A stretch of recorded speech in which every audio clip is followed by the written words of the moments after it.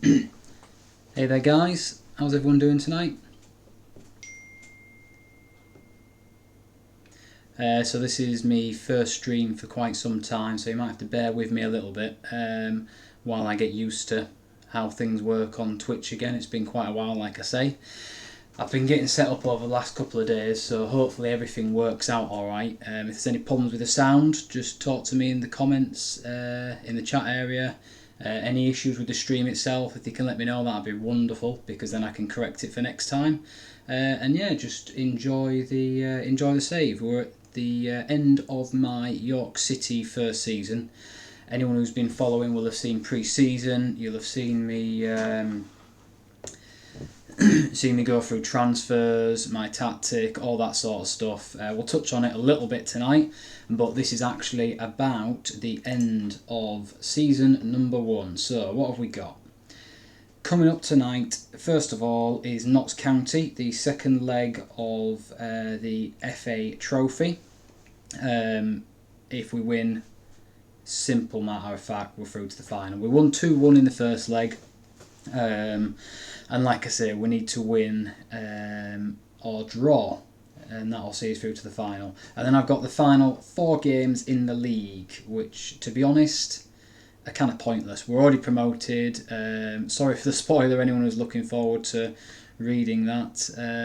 But yeah, let's just have a quick look at the league while we're on.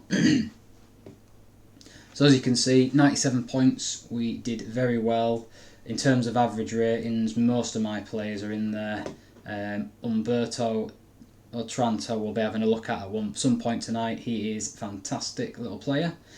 And yeah, Jamie Gray, almost top goal scorer. He might get there by the end of tonight. And Otranto with top of the assists by quite some way.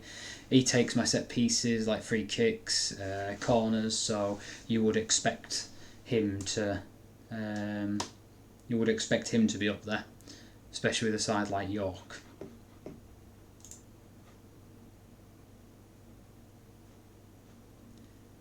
Let's have a quick look at the tactic.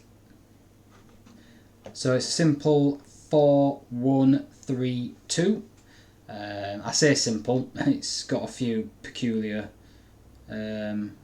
roles in there. The inside wing backs, inverted wing backs can be an awkward one to fill. And the defensive wingers I always find a funny role as well. That's one of those ones where it takes quite a specific type of player to fill it, but in the lower leagues, as long as you've got speed, dribbling, skill, somebody who can really cause trouble down the wings, as long as you've got that, then you're generally okay. The defensive side, if you've got a decent squad, it doesn't really matter.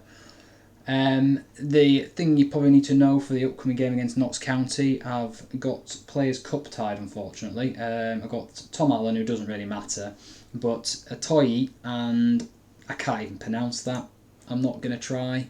Haroon Charuna, we'll go with that, why not? He's a decent player, good amount of potential, as you can see there. Comparing him with my other players, he's one of my better options, I would say. I can't believe that Gray's 3-star behind him. That seems off to me when you consider how many goals Gray scored compared to him. But yeah, he is going to be out, unfortunately. And more importantly, Atoyi. I managed to get this guy halfway through the season for the left wing defensive winger position, and unfortunately he is on international duty, which is rather annoying, because he's been fantastic since he's come in. He scored 10 goals and got 1 assist from 11 games in the National League, so really good player for this level, and he'll be fantastic for me next season hopefully as well. Anywho, let's not beat around the bush. So I've had to bring Wes York in. He's going to be playing on the right side instead of Atoyi, and Jamie Gray is playing along with Chaibi, which in all reality is probably going to be my player of choice anyway. I would say to go with Chibi up front. This guy's mint. I signed him about halfway, well, not even halfway through the season. It was well further into that. Maybe only 2 or 3 games ago I managed to get him. That's because we got promoted, got a big budget, and I managed to go and spend it. So let's get cracking anyway, because I don't want to bore you with my blabber. Like I say, guys, feel free to talk in the chat if you want to say hi, any questions, or if there's anything to report with the stream, anything that isn't working, or if there's any lagging or issues with the sound, then let me know. That would be really helpful.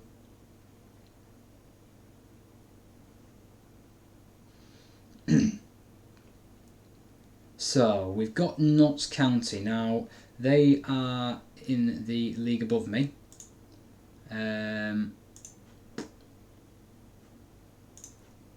Just see how they did. 7th at the moment in the league. So it's one of those games where we won 2-1 in the first leg, and we were rather fortunate too, because they bossed it at times and they looked like the better team, but we came out on top. Now during that game I played a counter strategy.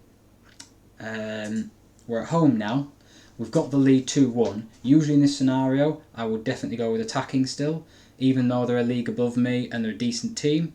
I would still go with attacking. I'm just not sure whether it's the right thing to do here. Looking through the players, they are...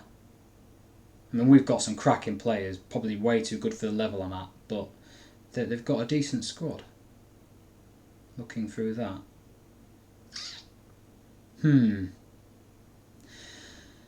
I think we'll start the game attacking, because at the end of the day, if we get an early goal, that's going to be massive. That's going to make a huge difference.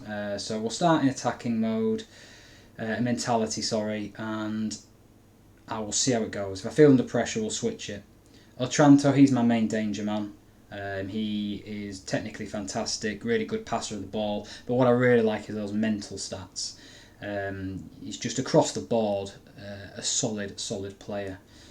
No strength and no jumping ability, but I am not bothered about that. That's not what he's in the team to do. Just double check my subs bench actually. Make sure we're covered.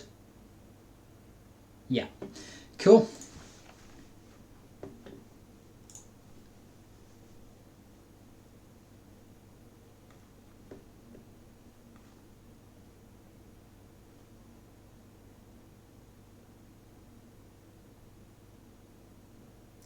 So they're playing a 4-5-1 or 4-1-2-3, whatever you want to call it. There's all sorts of connotations, isn't there?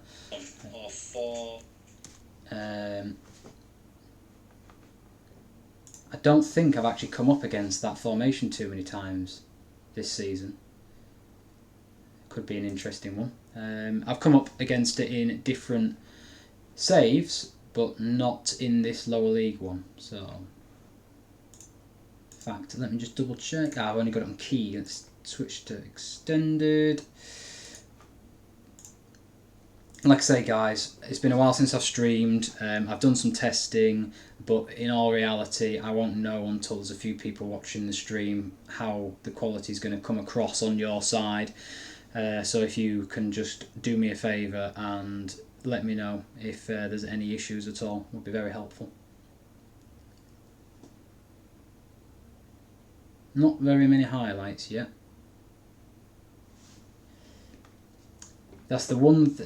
This tactic's great because it's solid. The only downside is some of the games can be quite uneventful. Here we go. Oh, it's through. Go on. See, why do they do that? They have a man free in the middle and they go and shoot. And it's not just strikers, it's right backs as well. Wing backs are an absolute nightmare when they get near goal from an angle.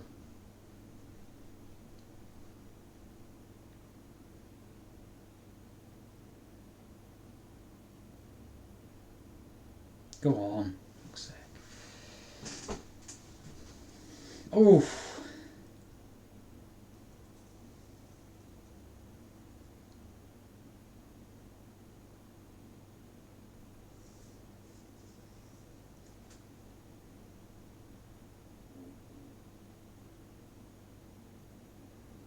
That was poor.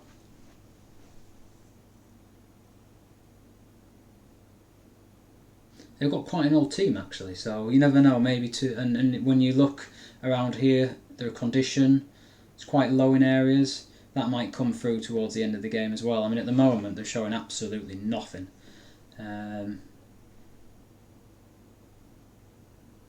We've had a couple of chances, but they've not had anything yet. Not had a sniff. One shot on target, and that is it. 69% possession for us as well. That's really good.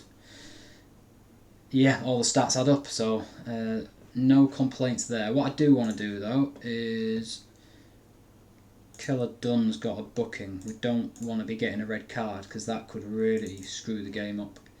Ah, balls, yeah, he's defensive winger, so I can't. Well, I'd have to change the role to be able to change his tackling down to basically not tackling as hard. And I don't want to do that. I don't want to mess with the system. It's working. They're struggling. They're not getting any chances. So we'll take the risk. We've got a 2-1 lead anyway. So even if they scored one goal, we should still go through. Then again, I'm not sure if away goal rule counts in the FA Trophy or not. We'll see.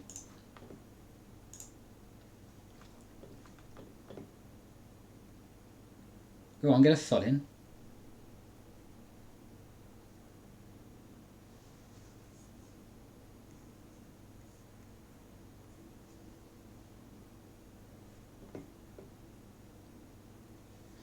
Well, players aren't, in terms of average ratings, aren't doing that great, but we have had chances, so they've had nothing. They've done nought. Not even a highlight I haven't seen in our final third yet. Go on, get it in. Gray, go on. Ah.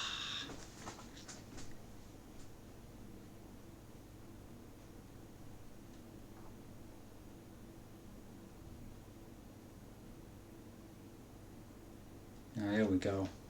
See, this would just be sod's law. Nothing all game, and then they'd go and score, but not. Good tackle, Pearson. He's right back I got on loan from Macclesfield, I think it was, who were in, is it the conference? As it used to be called. Right, and to be honest, he hasn't been fantastic all season, but he seems to have settled in recently. So, McLaughlin will probably be one to come on, but I want to wait a little bit on that. Wes York. Now, Pedro Garcia, I wasn't playing him, and in all honesty, I have no idea why. I don't know why I've done that. I must have rested him in the last game and forgotten. What an idiot. This kid's great. He's been good all season long. He's not been outstanding, but he's been solid with the assists and he's created some good opportunities. Yeah, I think McFarlane on as well, probably. Chibi's not done anything, but he's bloody good, so we'll just bring Gray off and see if that makes a difference. I tend to always do this around late 50 towards early 60s in the second half. Main reason being tired legs. It's quite a demanding tactic physically, and I like to rest key players for the following game as well, so it works for that.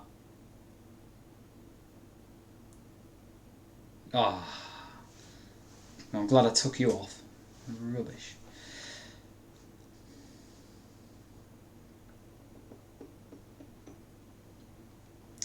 That McLaughlin that I was just mentioning a few minutes ago, he has, whenever he's come off the bench, has been fantastic for us. He's really good with set pieces. His stats aren't, but actually when you watch the match engine, it's clear that he is.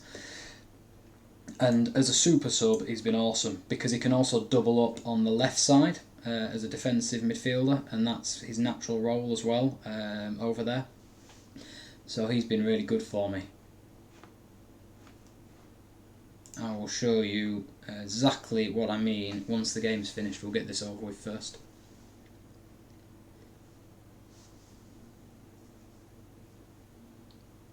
Go on. Keller Dunn, Ferguson, Get it done. Get it in.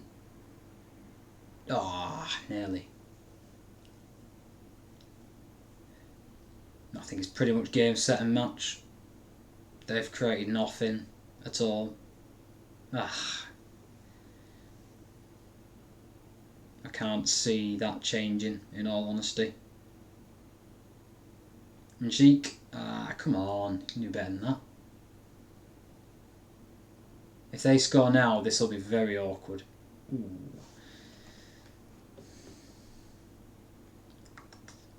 We might need to go on the counter maybe, because I think they might start throwing the kitchen sink at me.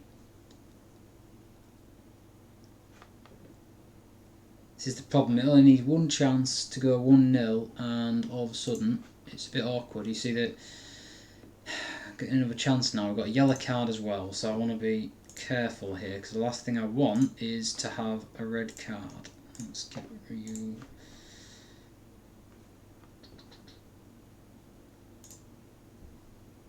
I think we're going to go on counter in a second, as soon as this highlight's done and it's done my tactical change. Again, I can't see them getting back into it, but it's not worth the risk. I'll kick myself if they do score. Go on, Garcia. Go on. Get it out wide. This is the only frustrating thing with this tactic. I've got the wingers and all the central midfielders. They're all on support duty. They're not on attack duty. Now, I don't know if it's because of that or if it's a match-ending engine glitch or what the reason is, but they are frustratingly static when we go forward. Nobody seems to make the overlap, and nobody wants to seem to commit to the run. When they're on the counter and we're breaking, or it's in the transition phase, then yeah, it's fine. They do what they're meant to do. They gun down the wing, they overlap each other, but when we're just kind of camped out in the final third, nobody seems to want to move. It's annoying. I think I'll probably leave it at that though. That should be it now. I can't see this changing.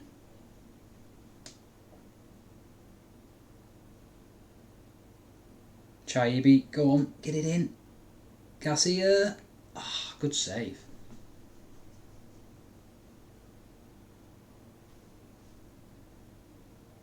And I'm assuming this end is the away end, because that's a pathetic turnout considering it's a semi-final and a team that's above us in the league as well. Caledon, get it in. Njik, Ferguson, he's out wide. I could do with really getting the ball into this. It's a great system because it's solid and go on. Oh yes, there you go. Brilliant. Chaibi. McFarlane got the assist as well from the bench.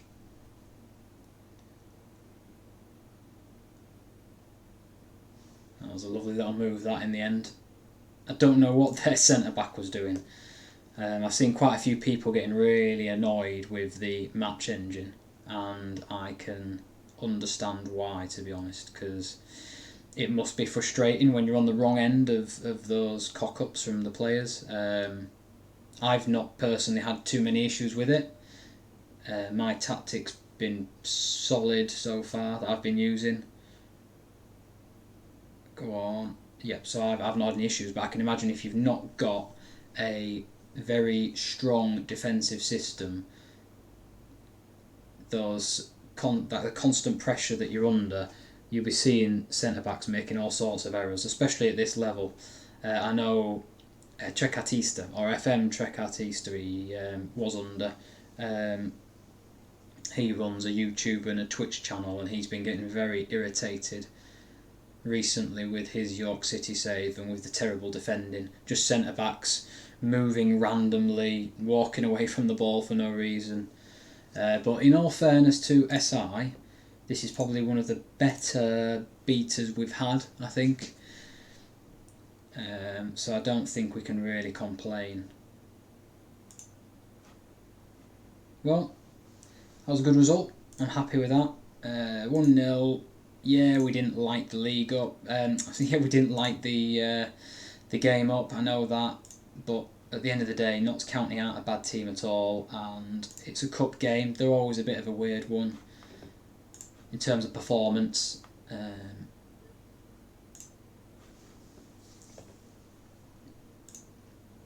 I'll just show you McLaughlin actually. Where's he gone? There we are. McLaughlin, how do you pronounce it?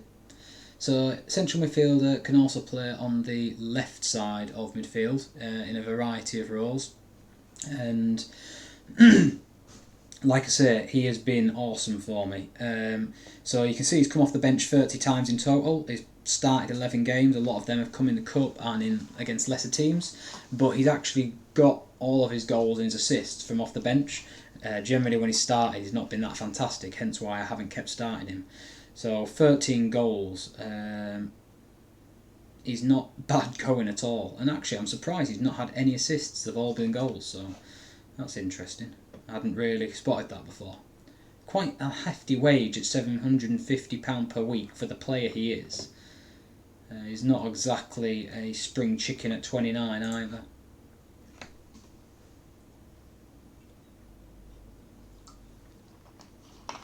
So we've got Telford in the final of the FA Trophy.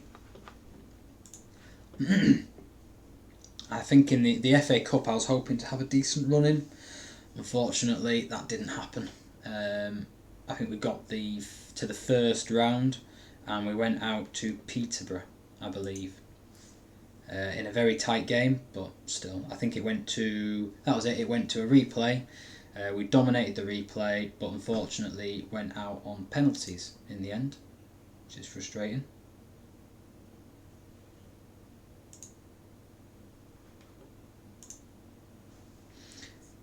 Like I was saying before, guys, anyone out there who's watching the stream, feel free to jump onto the chat and interact if you'd like to. That's what it's there for. And if anyone wants to drop us a line, just let me know if the stream's okay, if there's any issues with it, with the sound or with the quality, or if it's just okay, just type okay. It'd be good to know if everything's running okay. I'm waiting for a second screen monitor to come. Once I get that, I'll be able to have a dual display, and that way I can actually not have to use my Mac laptop that I'm using at the moment just to watch the stream. I'll be able to have the actual OBS screen up, which means I can see everything I need to see from two separate screens and not have to mess about as I am at the moment.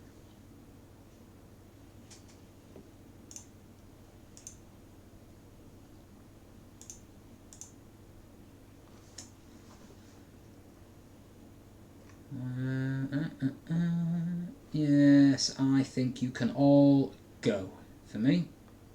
Now the only problem I've got here is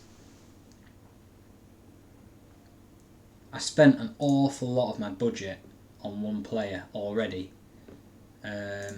Probably half of it, not far off, on Chaibi, for the very fact that he's awesome at this level.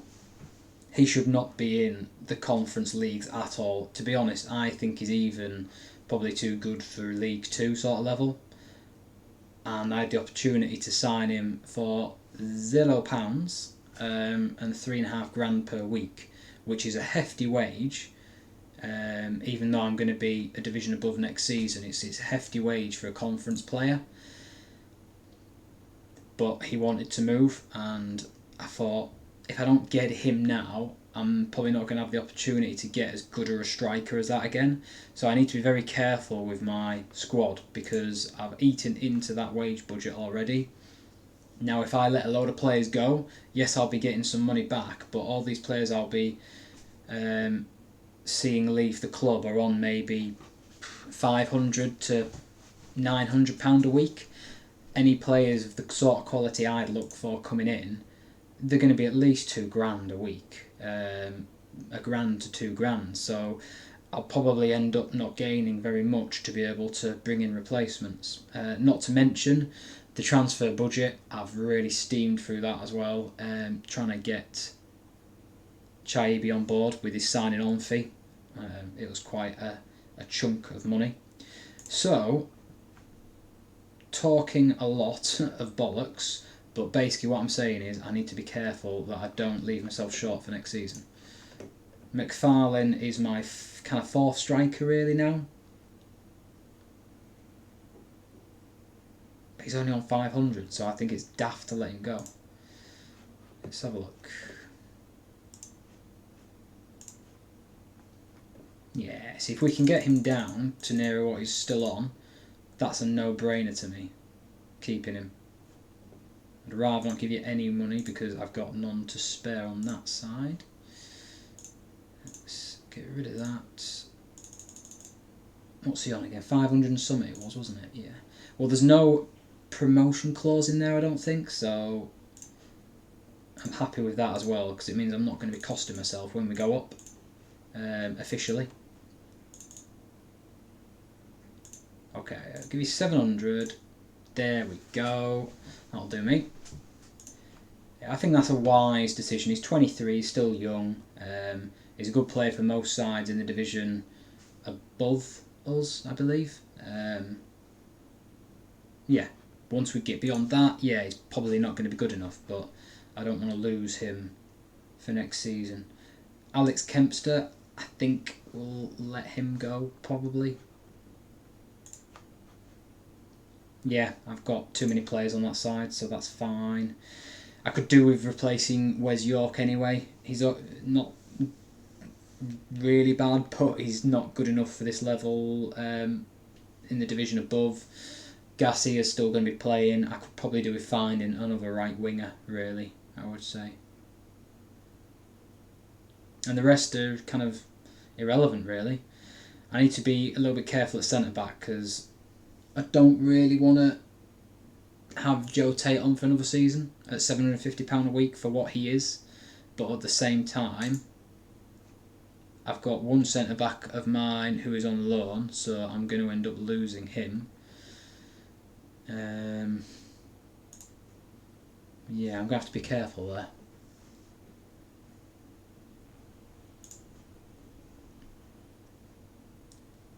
I could probably do really with finding myself at least a centre-back.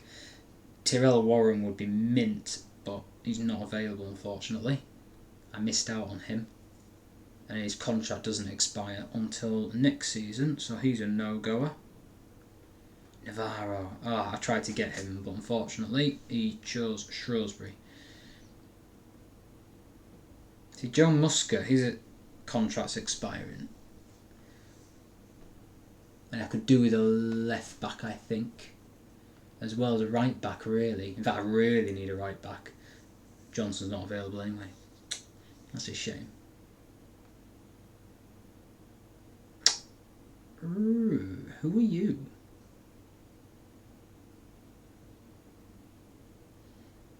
That's interesting.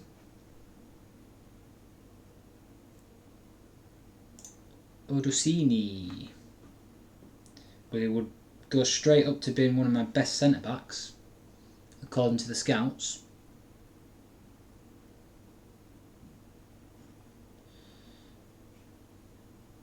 What to do?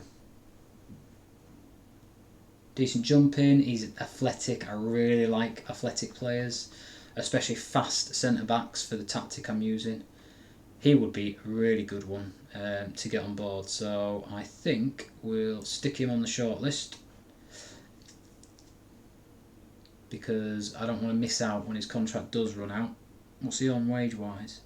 400 quid a week, so yeah, he might want more to come to us, but I wouldn't have thought it'd be that much more. Right, well that's it from the scouts for now. Let's see Neufville first. Nope, not interested. Okay, right. Let me see. League 2. Tranatotti, not massive fan. Now this kid, I am. I do quite like him. Ooh, that's tempting. But you see, this is what I do all the time on FM. I get distracted by fancy players with nice technical attributes and in higher up positions, when actually I'm meant to be looking for defenders. He's not bad at all.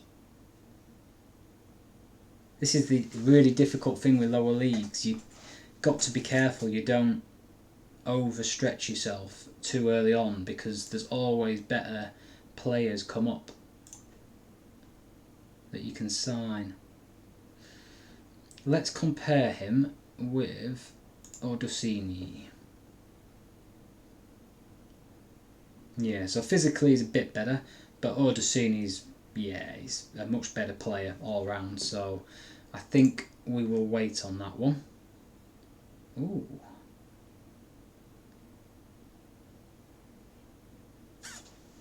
Yeah, he might not have been a bad option for left back to go alongside Ferguson. And I'm getting distracted yet again by a fancy midfielder. It'd be interesting to see how he compares with my star player Otranto on the stats side of things.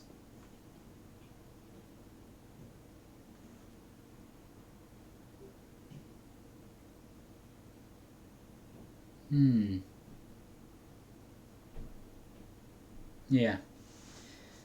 Just very different players, aren't they, really? Otranto's far more technical, better mentally and faster, but Charlesley's a bit better in the air, he's more attacking, physically better. They're just different types of players. And I get the feeling that this Charlesley might want a ridiculous wage. I'll get a scout report anyway.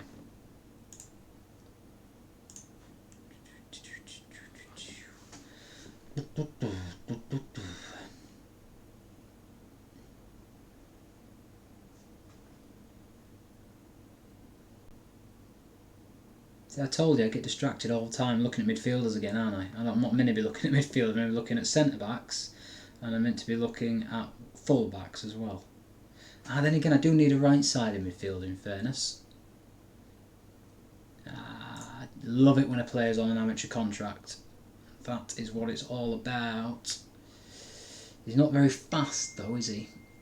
Not for my system anyway.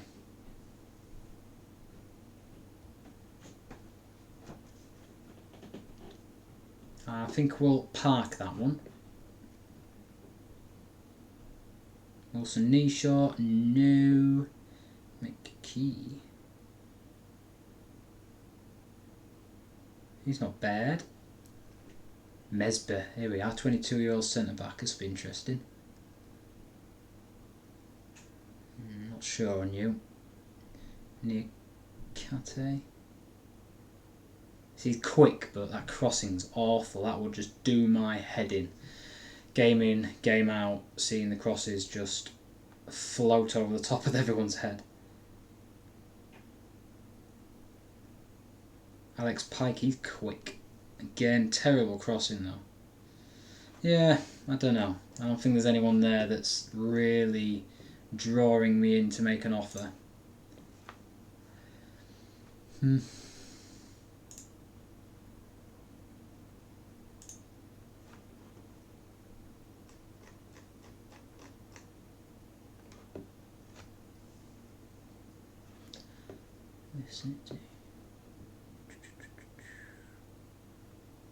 See, the other thing I find as well is if you don't do a little bit of research before the season finishes on who's going to be running out of contract in your country, it gets quite hard to find them again.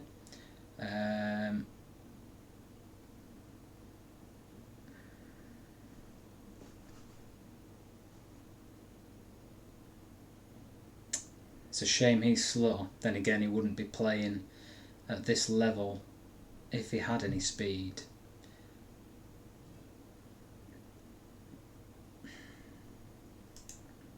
I think we will scout you, sir. Again, I'm a bit worried about his speed because the tactic I play is quite a high line, so we have to be very, very wary of that. But he's worth looking at for a possible signing.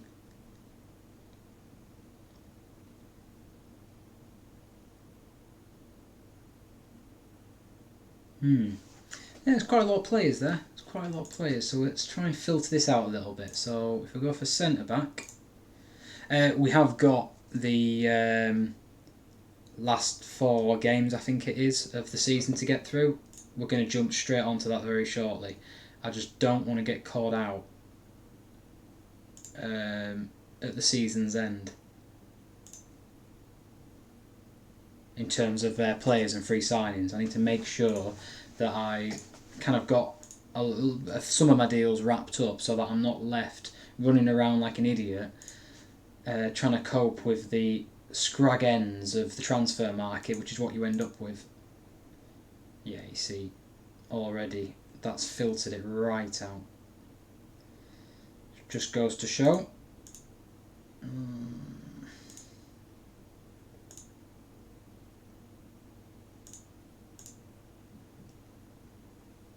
See who these guys are. See how they do. So Odyssey, like I've already Odyssey, sorry, idiot. I really would not mind signing him at all. He looks like a really good player. So he's on the shortlist anyway. Yeah, potential to play at League 2. He would basically be good for next season, but he'd also be good going forward. And I think, I'm not sure. See, this is it. There's a number of players I could go for, and they'd be all right. They'd be decent signings, you know. The problem comes when we actually get to the start of the season, and I have another look at the players that are available and think, idiot, why didn't I just wait? I've wasted all my budget, and I now have a subpar team compared to what I could have had. But then, like I say, if you don't prepare for that, for the new season early enough, then you're knackered as well. So it's that hard mix to get right. Whoa, there's very few options at wing back. He's not bad, he's just not great in any individual area. How's he done season-wise? Yeah, he's not even played this season for him.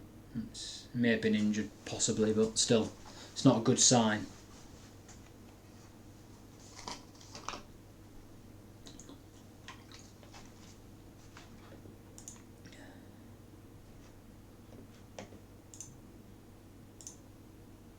Ooh. Clubs set to release players. He's quick. Not my type of player.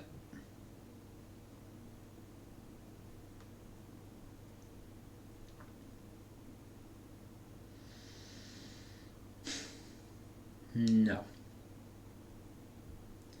Yeah, there's not an awful lot jumping out at me here. Some okay players, but I like quite well-rounded players. I like them to be able to do a little bit of everything. I don't want someone who's only good in one area and has got a lot of really terrible attributes in others.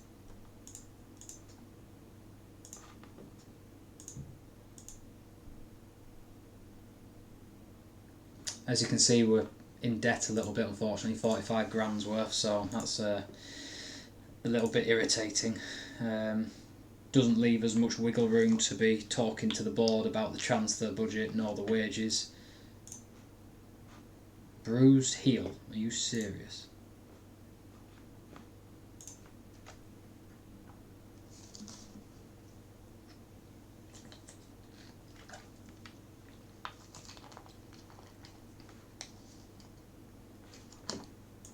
Okay, game coming up, chaps. Bradford Park Avenue.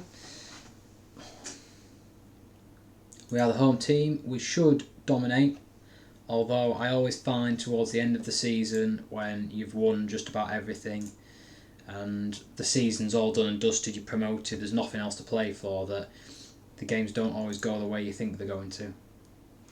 They tend to become complacent. Here we go, new contract offer. So this could be interesting. Club vision. strive to make progress on and off the pitch. How generic is that as a statement from the board? Work within the wage budget, obviously. So, end of the current season, promotion, well, we've done that, that's ticked. FA Cup reached the first round, well, we did that. We've done the FA Trophy one. Become an established National League team by then. Yeah, basically, it's not changed. They're accepting... Yeah, they're accepting what they've already told me, so that's fine. We'll start negotiations, because I'm going to try and squeeze some more wage budget out of them if I can. If it'll let me, that is.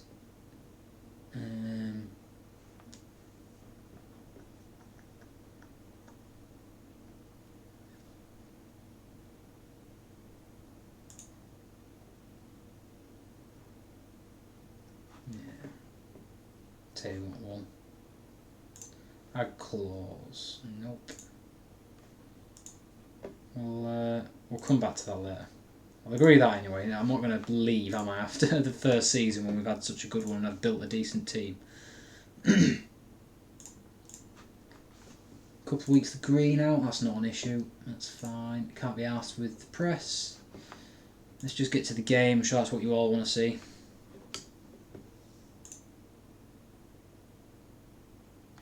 Aha! Youth Intake Day. Yay! Boo. What is that? Rubbish. Really? That's the best we can do?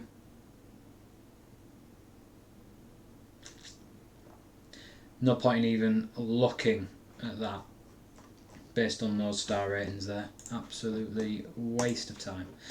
Because in a couple of seasons' time, we'll be way above the level we're at right now. So that is pointless.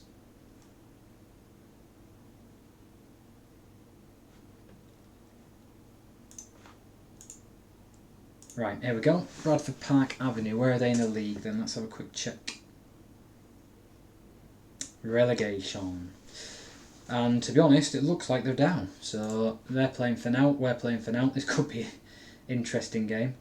Atoy's back, which is awesome because Keller Dunn is got a little niggle. Chona's back as well. So I reckon McFarlane's going to get benched for the game. Garcia, bring you back in. That's about it really. These are the two loan signings I was referring to earlier, Vassell and Pearson.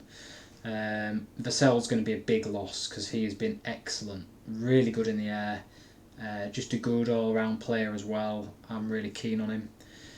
As for Pearson, he's not really been that fantastic for us, but he has done a job and we don't have another recognised right back, so yeah. Let's just save this quickly, we've been going for a while. So how's everyone's weekend going to be? What are we all doing?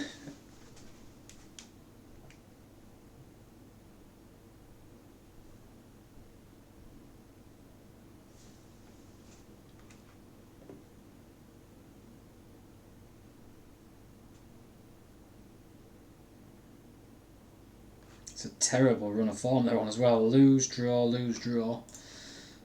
This could be a game jam-packed with highlights.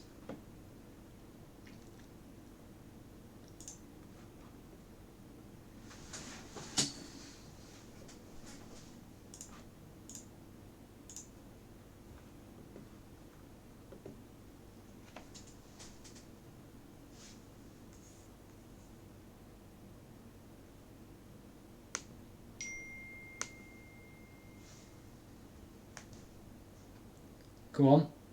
Yes, that is a cracking start.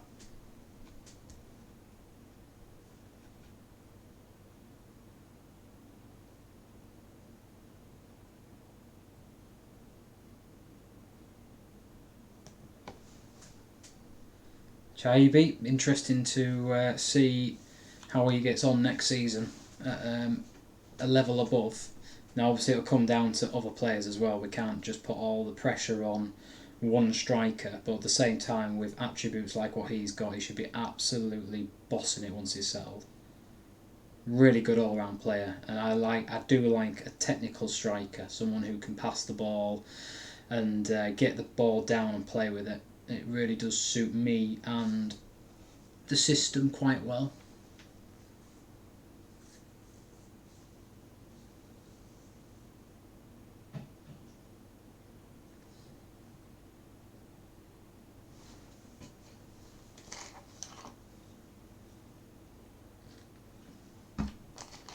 Hey Mariano, how we going?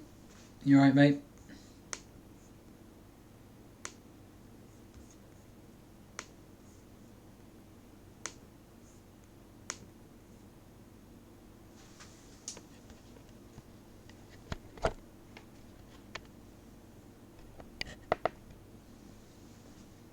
Oh, what a goal! Garcia, lovely.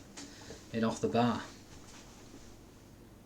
Sorry guys about the camera. I was trying to sort the wire out so I can see better.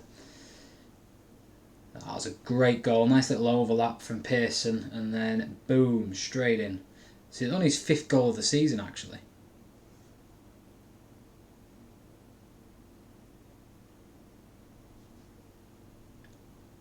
Yeah, playing well so far.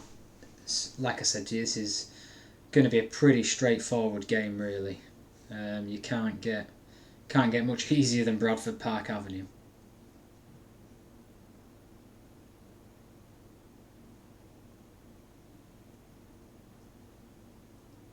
Go on, get him closed down.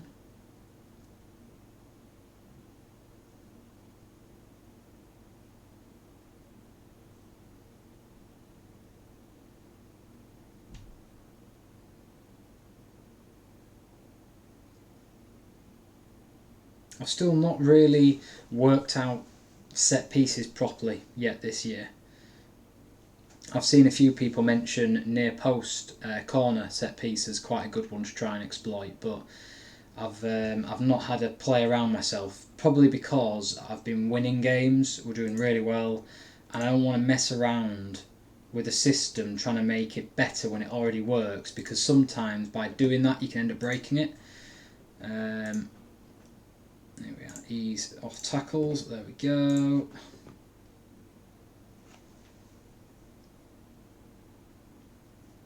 That's the frustrating thing again. Gassi is a great player, really technical, he's got quite a lot of pace, but when he gets one-on-one, it's not very often he takes his man on. He either loses the ball or he just doesn't even bother. And if you look at him there, I mean, he's got 13 technique, his acceleration, is 14, 10 pace, so he's not exactly slow on the pace side either. His off the ball movement's good, he's got 12 for flair. He should really be able to get down the wing and cause more problems than he does. So it makes me wonder whether maybe it is the system, but then you look at Atoyi and he does really well down the opposite wing. So must be him. Yeah, Chaibi, go on. Oh, no. The other thing to note as well is if you look at my centre backs, Romano, 13 pace, 13 acceleration. Hang on, nearly. And Theo Vassell, 12 and 12. So I've got fast centre backs. We won't find out until I buy slow centre backs what the difference is. My gut feelings go on, Otranto. Oh, that was rubbish. My gut feeling is it's going to have a negative impact on the tactic, because I've seen quite a few times where the defensive line's been really high and they've not been able to exploit us in behind.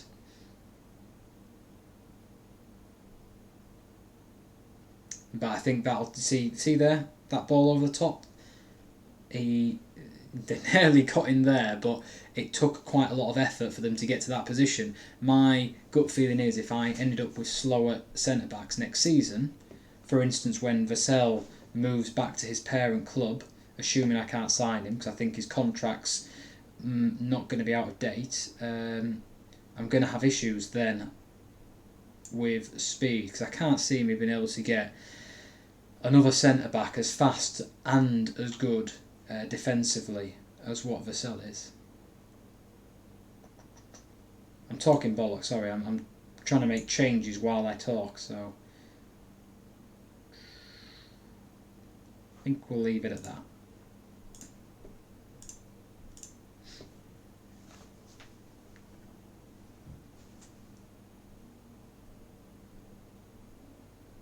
It's been a really simple, straightforward game so far. Commentator's curse. That was offside anyway, wouldn't have counted.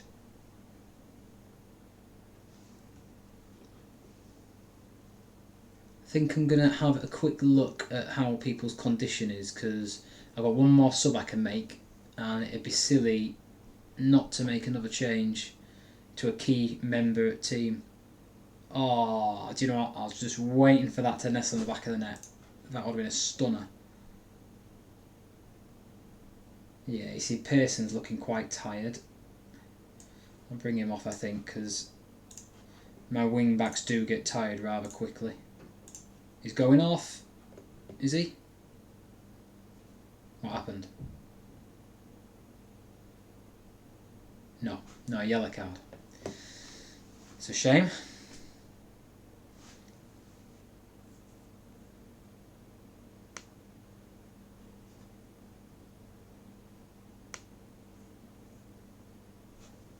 Go on. Ah. So who's everyone managing at the moment? Obviously, I'm with York, clearly. But how about everyone else? Who we in charge of in game? How are we finding it?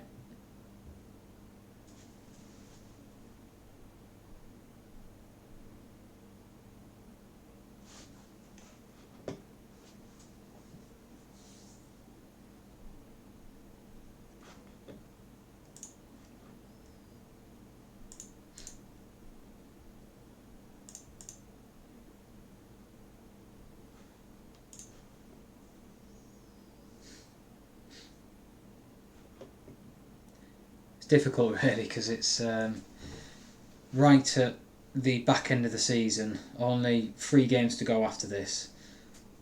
It does get a little bit drab, I must admit, the game when you've got nothing to play for. You're just literally seeing the games out. But the other side of it is we need to try and build for not just next season but the season after. So it's a good exercise to get some shortlists going and go on, Ash.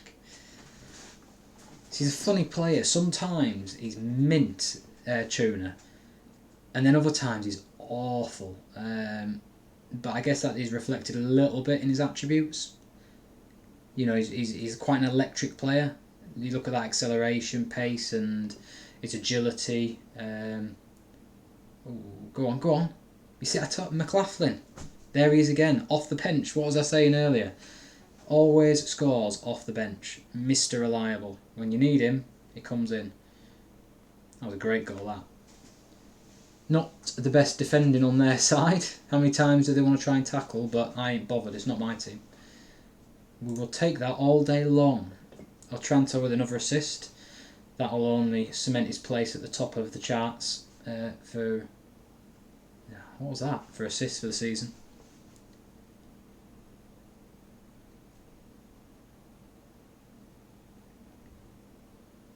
How's the stream quality, Mariano? Ah, he's off. He's off. Bye-bye. Not that it makes any difference whatsoever, because this game was over before it even started. Yes. Right. Let's get cracking. Let's try and get through all these games and get to the end of the season before the night's out. Garcia was brilliant. An assist, a goal, yet again. He has been a very good player for his age, very mature. I do get frustrated, like I say, because when he does get squared up one-on-one, he tends to make bad decisions. There you go. So, but he's a decent player. You know, he's good for this level. He'll be able to do a job next season. Will he be first team material? Possibly not. I might need to try and find another right-sided midfielder maybe. But he'll be very good from the bench. A really good option for that.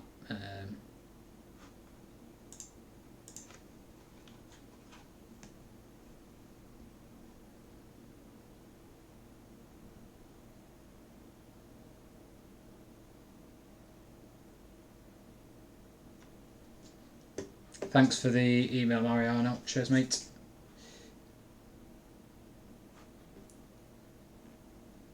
Yeah, so Kyle McFarlane, he was here actually at the start of the season. I was that close to selling him because I was looking at other strikers. I had like a long short list of players, but in the end I decided that I wasn't going to get someone good enough to warrant paying the wages I needed to pay over and above what I was already paying McFarlane, so I stuck with him. I'm glad I did. He's been a good player. And actually, when you look at his stats, he's a decent player for this level, definitely. I mean, to have a return of 13 goals when he's done quite a bit from the bench. I mean, to be fair, at the start of the season, he was playing the majority of the games. It's only in the second half, since Chauna's been playing more often. As you can see, those 19 games there were towards the back end of the season.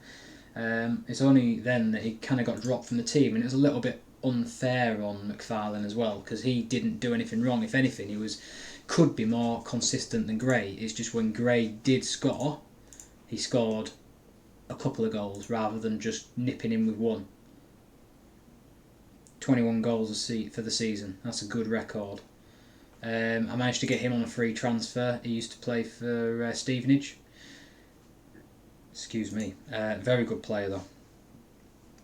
£950 a week, quite expensive. But to be honest, I've got some players that I'm looking at 1,500, so it's about right, I guess, for what I've bought. Otranto, here he is. This is the main man. This is the guy who makes it tick in the middle of the park. The assist master. Yeah, 17 assists, 20 in all competitions. I can't believe he used to play for Napoli. I did not even know that. How did I not see that before? That's balmy. So he's gone through the system at Napoli, not played a game at all for them, gone on loan and played 2 games for some random team in Italy, and then he's going to be an absolute legend at York.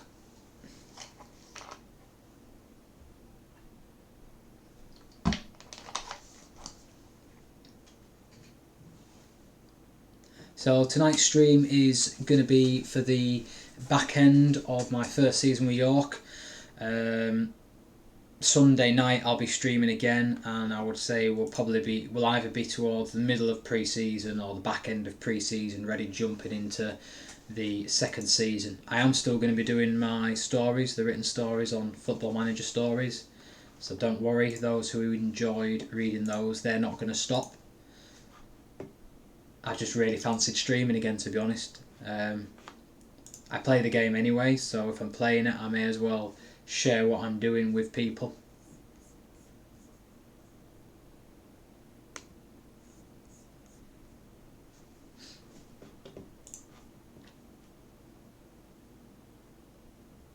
Spennymoor.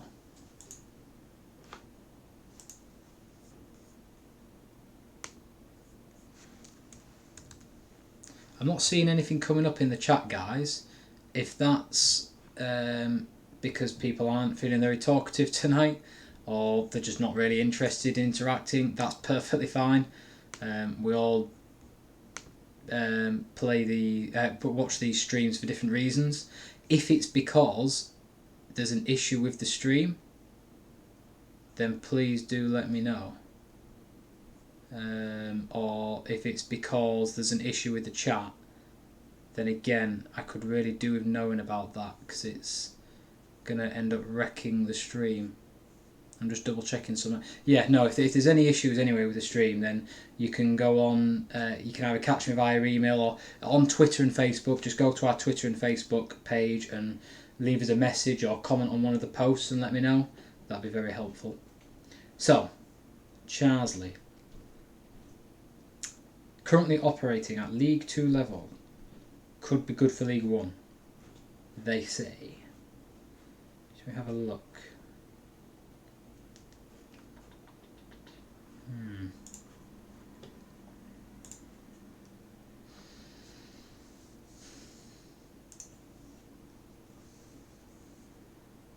What does he want wage-wise? 1,200 to see, that's not bad, is it? That's reasonable, 1,200 to 1,600.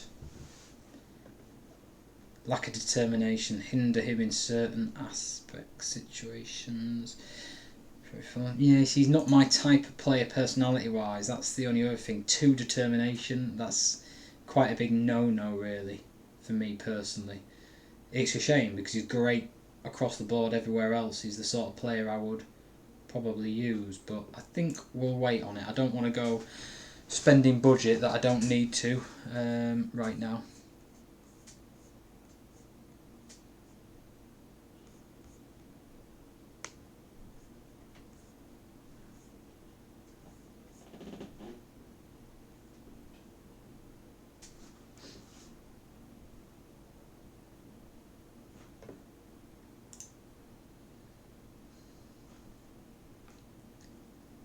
Well, I guess he's not really going to be worth signing.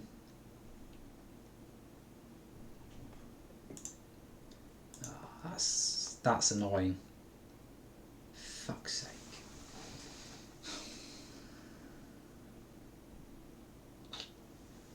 Not what I wanted to see.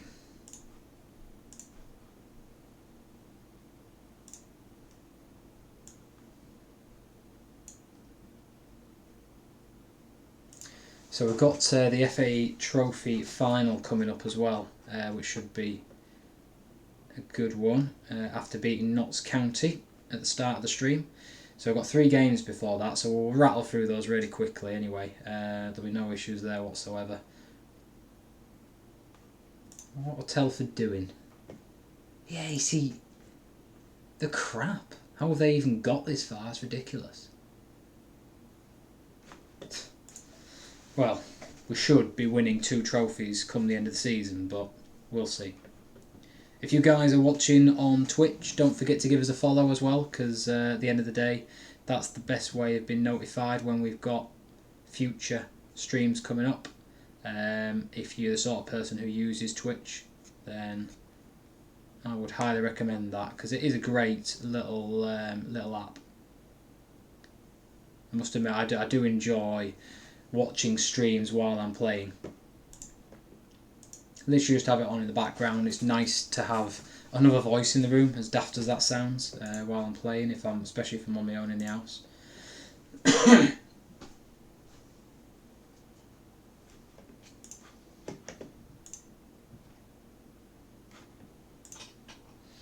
So away to Southport next. Again, meaningless game, but necessarily. I don't want to instant result it, which I can do because I've got a skin that will do that, but I'd rather not. I don't want to end up with unnecessary injuries, if that makes sense.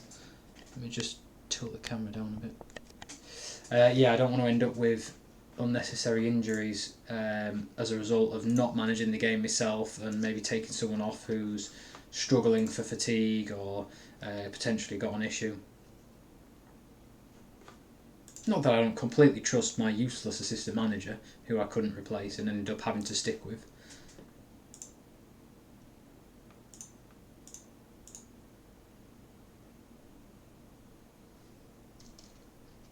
That's not bad, is it, that? 21 matches undefeated. Nice. Moke has been saying crap about me all season long. He's the winger that I rather abruptly told to leave, let's just say. I wasn't interested in him. He wasn't going to suit me nor the system, so I wanted rid so I could make room for other players. And he didn't take it very well.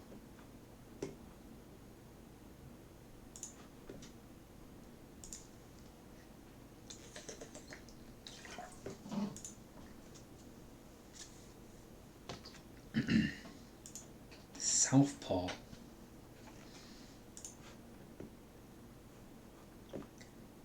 Let's have a look, see who have we got afterwards. So we've got a 4-day gap to the next game, so that doesn't come into consideration with the team I select.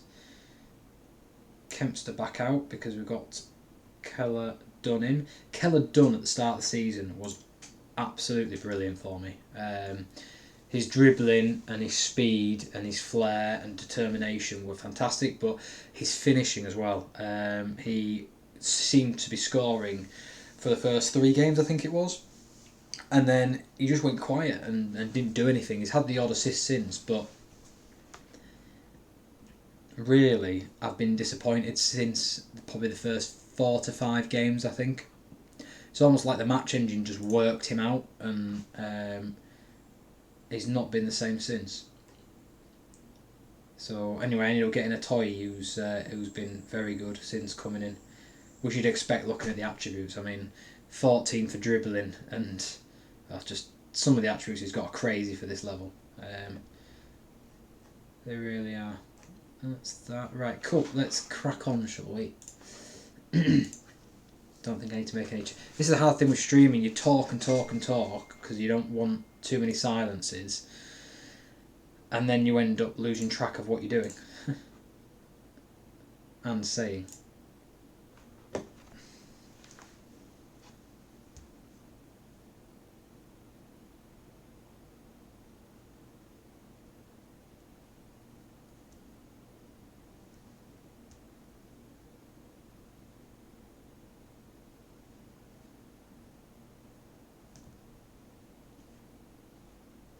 Go on. A toy. Crossing. Ferguson. Oh, and he hit Chaibi, I like to think, in the face.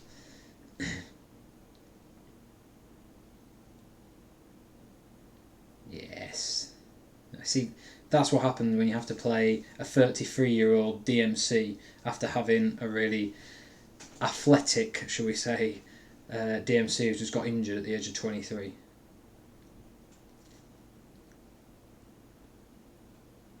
Ah, nice, well played. Go on, Garcia, get in.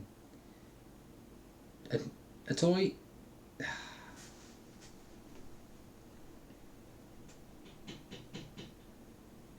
Anyone want the match engine speeding up at all in terms of the actual gameplay itself? Is it too slow for you? I put it on this level because it seemed to have the least amount of lag, but I do think it'll be able to handle another notch if you think it's too slow.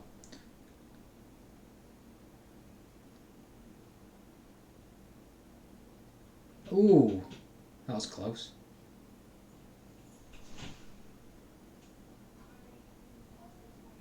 Go on.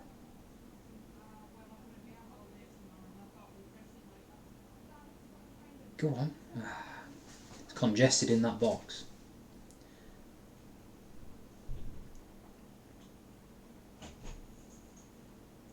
Pearson to Gray. Gray to Garcia. Garcia, get it in. Get it in. Oh. Couldn't make it up. Vassell restarts the move off. Ferguson. Otranto. He's a great little creative player. And why did he do that though? I've got him set not to shoot from distance. So what does he do? Shoots from all of 30 yards. A toy, go on, shoot. What was that?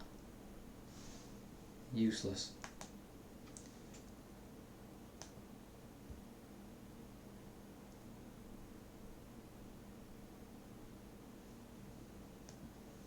Go on. Oh, nice. Link-up play between the new striker and Jamie Gray. Those two could be lethal next season in the National League, top flight. See this again. See, Gray's really good getting in behind, and Chaibi with his finishing and just overall ability, cracking player. I can't believe only 20 minutes has gone by. That's mental. We've had 9 shots, 3 on target, 65% possession. That is, again, that's the really good thing about this tactic. If you're watching on Twitch, go on. Oh, beautiful. A little bit lucky. Looked like a rebound, but we'll take that. Otranto's 8th goal of the season. Let's watch the replay and then I'll carry on talking. See, that's awful defending again. Awful. Match engine issues. Luckily, not for me. If you're watching on Twitch and you scroll down, you'll be able to see links to 2 tactics. The 4-4-2 is one I tested during beta, and it worked exceptionally well with Everton. Haven't tested it with lower leagues, so I couldn't say how it works. Although tonight we're going to do a test. In the next game, I am going to use my 4-4-2 so we can see how that performs with my York team at the moment. Go on, Chevy. Go, go, go, go. How can you miss from there? Yeah, so we're going to test that in the next game. But right now, we're using my 4-1-3-2. That one's also linked, if you scroll down, as well as the lower league tactic. And that's what I've been using all season, and it's been mint. I also used it with Newcastle to great success. They, I think I only played 12 games, but we only ended up losing, I think we lost 1 and maybe drew 2, but against some really tough teams as well. So that was really cool. There we go. Yeah, so if you want to download those or try them, use the links that I mentioned. That's where you'll be able to find the tactics. If you're watching on the FMS website, you can find them. Oh no, no, that was crap. What were you doing? Seriously, fucking hell. And that's with fast defenders. This is what I'm on about with the ball over the top. Pause. You see, he's not pressing properly there. Ball over the top. He's moving forward. You know, hang on a minute. Let's look at this properly, because I think this is going to tell a story. Where's the highlights thing? TV. There we go. So, why is he moving forward when there's 2 players getting in behind him and another one offside, and why is he moving forward? There's no logical sense to that. So I think SI need to look at the defensive line and their anticipation and reactions to the ball over the top. That's so annoying.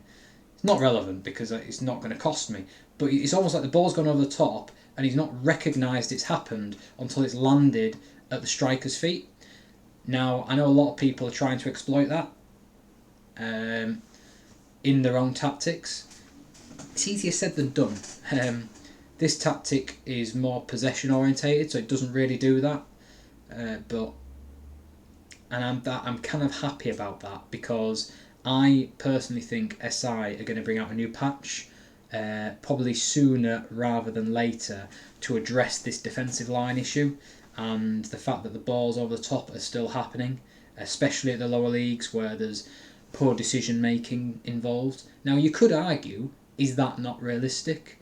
Would a lower league team not make those sort of mistakes? Yeah, possibly, I agree with that. But at the same time, it's how what the match engine is at. Get in. What the match engine is actually showing us, which is the player moving forward as the ball's going over the top. It's not logical, because a player wouldn't do that. A player wouldn't go, oh, the ball's going over my head, I'm going to walk forward. They would turn around and run after it. Don't matter how shite a player they are, or whether they've got no pace or anticipation, it's irrelevant. They would still spot that and turn around and make a move. They may not be as quick, but the imagery would show that they are actively seeing the ball go over. Anyway, I'll stop ranting, because you're probably thinking you're talking bollocks now, but it does frustrate me a little bit. You see, this is what happens. I talk, I get on a rant, and then I miss yellow cards, which is costly, because with the tactic the way it is, the fact we play such a high line, and it's quite attacking in general, means that we can end up fouling quite a bit. Not the ideal scenario for yellow cards, so we need to ease off tackles when I get that. See, here we go again. You see, just wait for it. I bet he plays it through. What's he doing? Luckily, Southport are shite. Otherwise, that would have been another chance. And I have a feeling when I plug in the 4-4-2 for the next game, and the reason we're doing that is because the season is wrapped up and it doesn't really matter. When I do that, you're probably going to see even bigger issues at the back. Oh, that was a terrible shot, I tell you. What are you doing?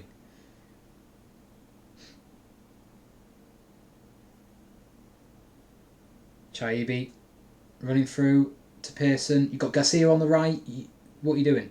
Actually, that wasn't a bad effort in fairness. The right back almost scored. Corner. This should be Otranto. In. Nope. Bond, the 33-year-old. His first name isn't James, that's for certain. The toy, get it in. What was that? Right, let's rest a couple of players. Romano, another booking. Let's just ease off the tackles with you, Saw. Right, I think I'm going to rest Gray because I rest Chibi in the last game. And Otranto can come off because he is my main man and I don't want him missing from the next game. Now the 4-4-2, the wingers are really important and it's important to have fast wingers as well. So I want to make sure that I've got no issues with Garcia personally. And it's kind of a long-sighted view with Garcia. I'm really intrigued to see how he specifically performs in the 4-4-2. Because if I'm going to end up enjoying that tactic more to watch and I end up wanting to use that next season, I need to know how Garcia performs on the right side. I've been impressed with him this season. For a 17-year-old kid, he was 16 when he first joined. He's been really... He's been really good. But I've been a little bit underwhelmed as well. I know it's a weird thing to say, but I found he... gets in good forward positions and it's just that last little, like here York is committing the defender. For some reason Garcia just dilly-dallies around on the ball a little bit too much. Great technically, he gets good assists, some decent goals because of how good he is on the ball, but he's just not as explosive a winger as what I like to look for. Now I was wondering, is that because he's a little bit out of role? I'm playing him as a defensive winger, which I'm not changing because this tactic works brilliantly and I'm not going to go pissing about with something that works. There's no point in risking it, especially when the team's settled. But at the same time, I'm sat here thinking if he should be playing winger and he's going to play better as a winger, then I might end up switching to the 4-4-2 just to see a little bit more from the likes of him. We are going to have, I think, next season one of the best teams in the National League.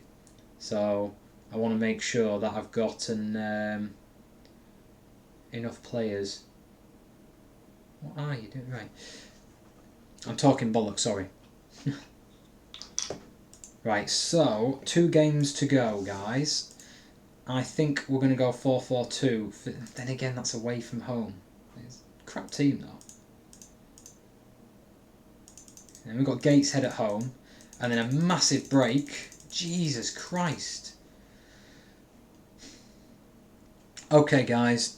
You've not been very active in the chat box, which is fine. But if you wouldn't mind giving us some thoughts on what you would do here. I have,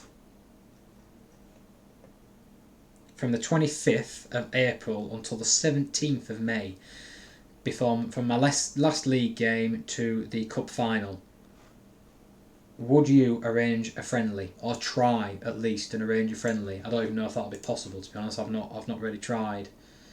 What would you do? Arrange a friendly, or just leave it? I am erring towards arranging a friendly, to be honest. I think it's a long time for the players not to be playing, especially when they're in great form.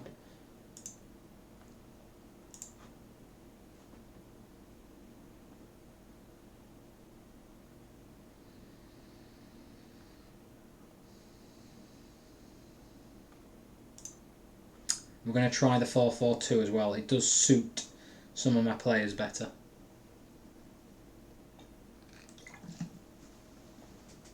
Garcia's loving it. Absolutely loving it. Deep line playmaker. I think that's what Otranto would be better as, actually.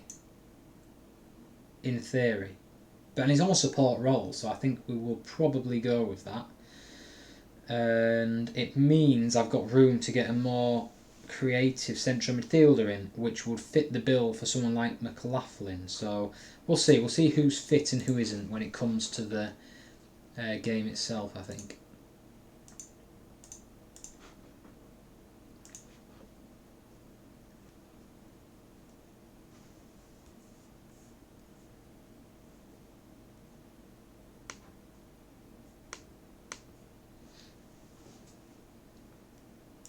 have a quick look, see what's going on with the transfer side of things.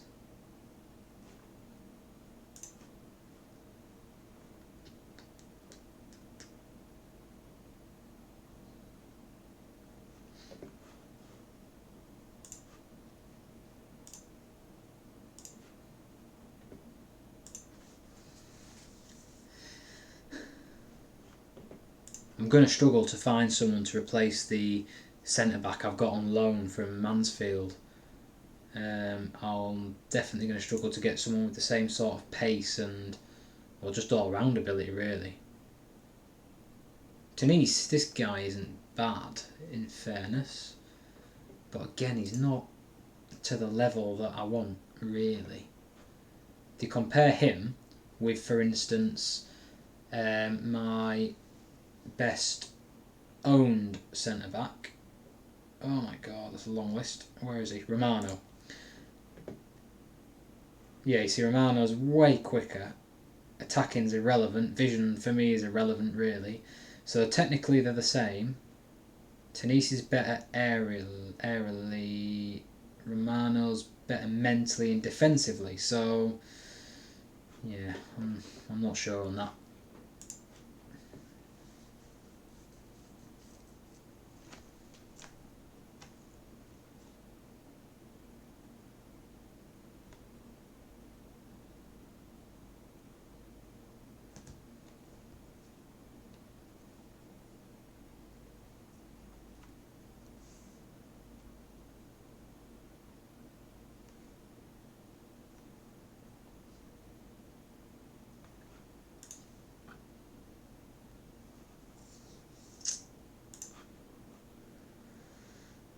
I did actually near the start of the season have my assistant. No, it was my director of football. Sorry, he was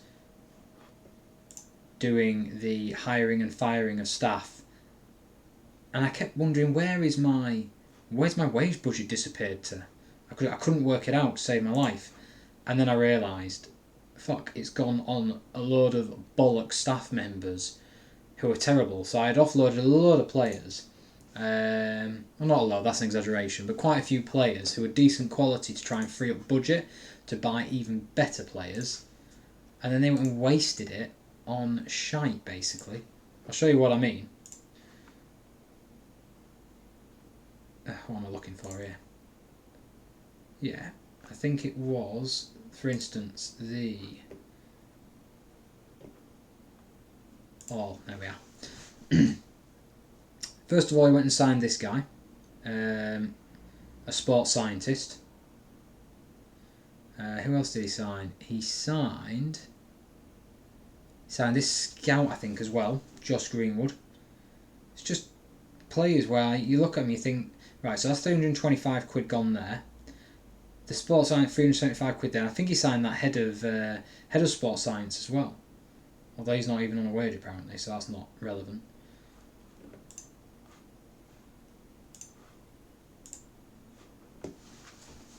Right, 4-4-2 coming up next, guys. So again, links for all the tactics are below the stream.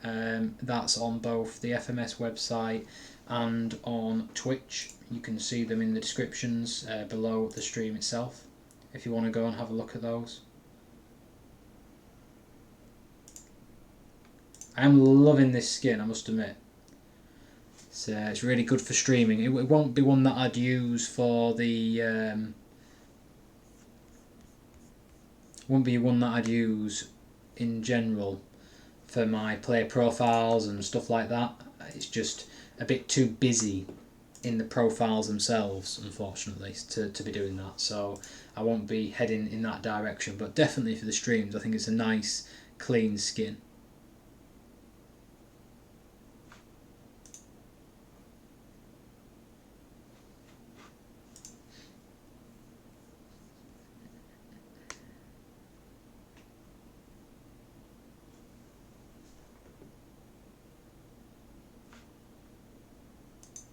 Peterborough have approached him. Why are you telling me that? Has he left us or something? I don't understand that. Peter have offered Summers a job. Why do I care? Unless Dave Penny's gone in for him or something. I don't know. Any hoot.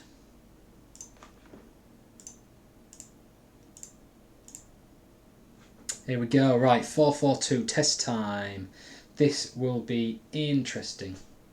Now, to be honest, it would have been mint if Njik was available, because I could have used him in this to far better effect than some of the other players I've got. But I've got what I've got. I think we'll give McLaughlin a go from the middle, possibly. Yeah. See, that's the other thing. I am going to have to look for more centre-backs if I end up using this 4-4-2, because I've bought players for the 4-1-3-2, which has got a defensive midfielder. Basically, it's a 4-4-2 with one of the central midfielders pulled back to DMC. So I'm going to have to rethink my squad a little bit for next season. Hence why I want to test it now rather than wait too late. I'm just trying to work out who Green comes in for. I'm thinking Bond, James Bond. Or should he? Who is the better player? Green, yeah, probably Green. We'll go with that. I'm quite happy with that team. That is a good team. Save it in case we have any issues.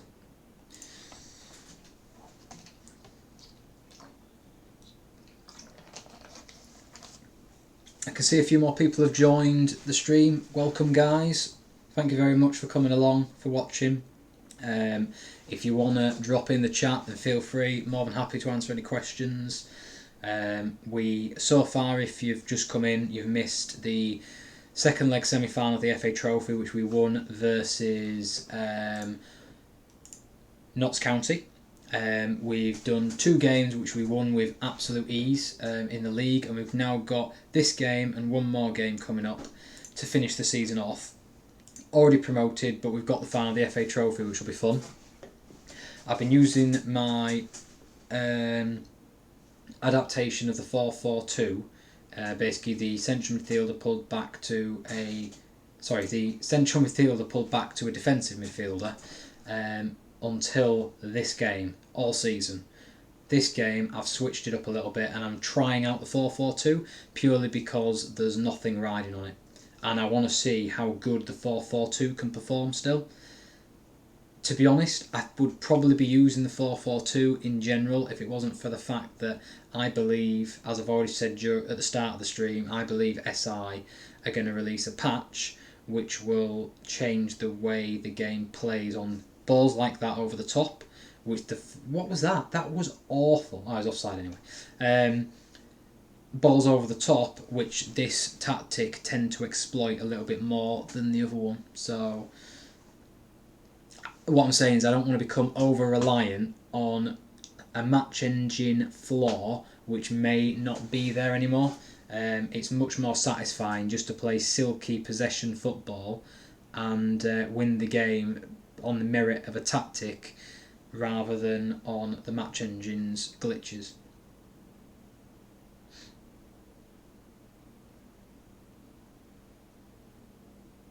No judgment yet. We're not really seeing enough of it to see how it's going to work. It doesn't seem... I think if there was going to be massive issues with it, we'd have probably seen, I don't know, a ball over the top from Geisley already that's caused problems, or players getting caught out of possession. Ooh, nice. To be honest, I wouldn't be surprised if it performs very similar to the other tactic, the 4-1-3-2, because they are virtually the same tactic in a sense, but the shape is very different. You know, the wingers on this are very forward thinking, they're proper wingers, they're not defensive wingers. The central midfielders, while in the 4-1-3-2 we have a central midfielder on attacking duty, so that's his focus. Don't you dare. That's his attacking focus. In this, we've got a deep line playmaker and we've got a box to box midfielder. So it's just the roles are played around with. In the 4-1-3-2, there's quite a lot of defensive stability out wide, whereas the defensive stability, I would say, is more kind of central in the 4-4-2. Go on, Gray, get it in.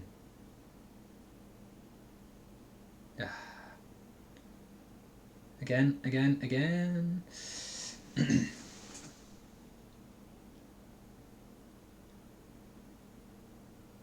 Romano out over the top. Gray is in. He's missed. I don't know about you guys, but it is frustrating watching players one-on-one with the keeper this year.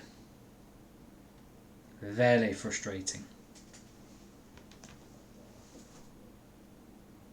Otranto, still Otranto, McLaughlin, Otranto again, out to Ferguson, get the ball in, good cross, Garcia, oh, that would have been a brilliant goal.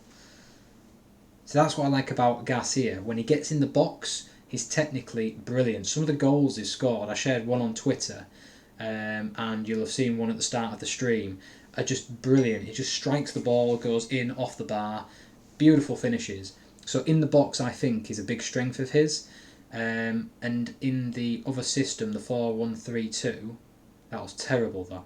In the 4-1-3-2, because he's a defensive winger, he's much further back. He's not in that area of the pitch where he can really have a big impact.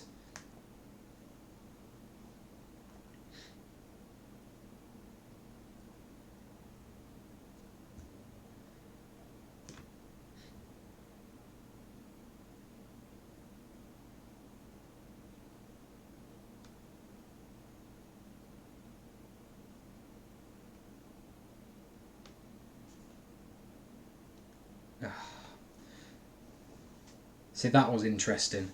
That was my centre-back trying to exploit the match engine over the top. The ball went to the opposition centre-back, who then returned the favour and did exploit us over the top just about. Well, so far, it's not been much different from the 4-1-3-2. I guess we'll never know for sure, because I'm obviously not going to go back and replay the game. That would be cheating. So we'll never know for sure, but it looks very similar. It seems as stable. It doesn't seem unstable. I wouldn't know about how strong it is at the back until I come up against a better team. So I probably wouldn't find out until I went into the conference if I carried on using it. I think it would probably depend on if I could get another centre-back to replace the guy on loan from Macclesfield. Maybe get someone who's got the similar amount of speed and is as good in the air.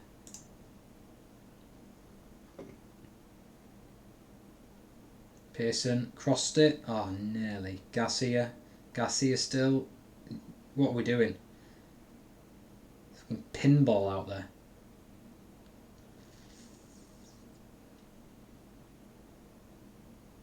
Go on, Chaibi. Nearly. Vassell. Otranto back to Vassell. Ball in. Rubbish. Right, let's switch things up a little bit. I think a toy can come out. Ferguson's been booked, so I'd better tell him to... Oh, I've already done that. Already done it. Otranto's not been that great. I think we'll have him off. Switch those two. And then strikers. Oh, I don't believe it. They've scored. Own goal. Nightmare. That's rough.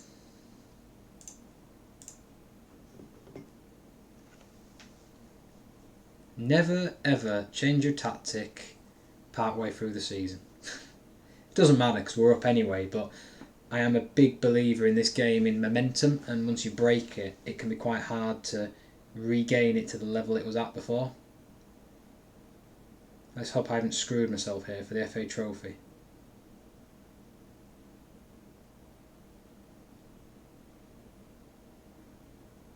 I think we will do a friendly, I think. I don't want the players getting unfit for the biggest game. Well, this hasn't been very good, has it really? 21 shots, only 7 on target. That says a story in itself. Come on, one more chance. Let's get an equaliser. Hate losing. Oh.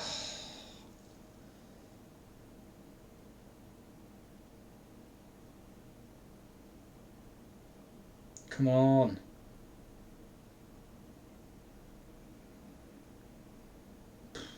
It's been a difficult game. Like I said, I think a bit of complacency won't have helped. Oh my god, that was a bit rash. Paul Scholes is back. Come on. Get it in. Fucking hell. The clock is into the dying embers of the game, and what are you doing? Prattling about. Oh well. Like I say, it doesn't, in the grand scheme of things, matter. I think we're going to keep the 4-4-2 for the Gateshead game. I don't want to get too hung up on that game, result-wise, and write the 4-4-2 off, because it could well be a fake result to look at.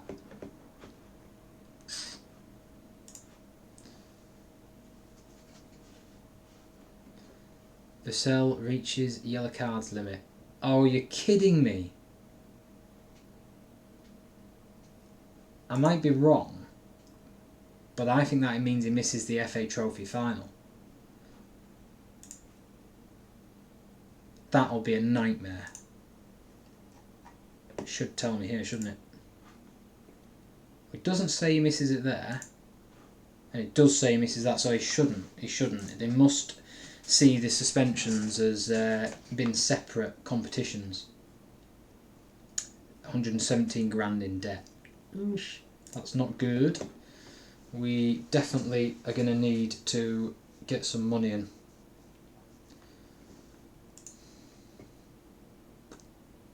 Right, let's arrange a friendly. Let's do it.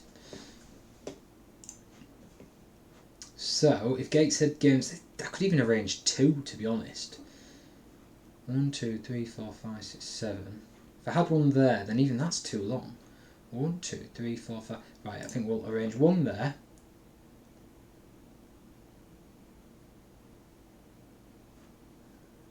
No, let's have 1 there a week later.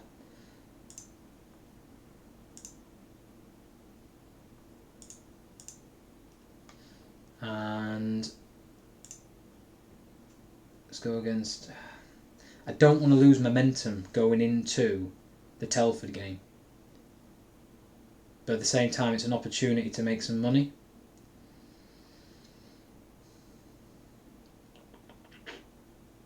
Yeah. Yeah, so we can make some decent money there. So let's go against Saint Etienne's second sling team. What's the difference between home and away? Fee, income. The board will not sanction this friendly match as it's too far to travel. Okay, forget it then. At home, fee, income. The board estimate that you will receive around in revenue. Will be paid to the participating team for appearing. So basically, I'm paying them money to come and play at my ground. Piss off. That ain't happening, mate. Screw it. Let's go for a game against Bradford, shall we? Away from home? Yeah, see that makes sense. Get 11 grand for a game away from home. What's at home though, so I have more chance of winning that. Yeah, we'll make more money. Let's do that then. Let's do that.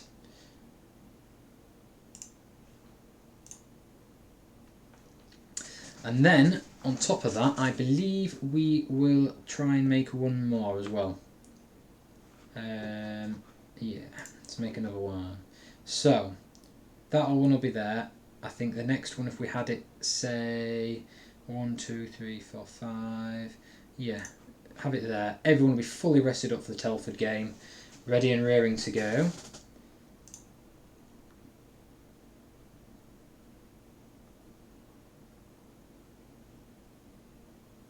Ooh. Fulham.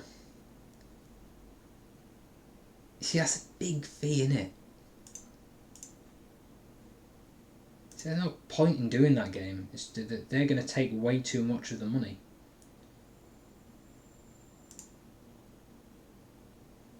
See, 26 grand to go away from home and play Bury, that's balmy.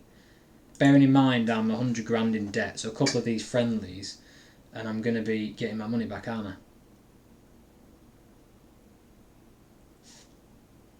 I would, let's see, so 17 grand income, so I'm making a 10 grand income there, away from home, I'm making 26, is that right? 26 will be paid to the participating team for appearing, 26 will be received in appearance fees.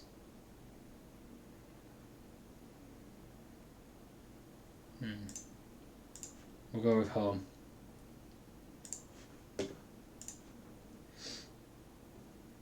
Cool, right, let's get going on to the last game of the season, shall we?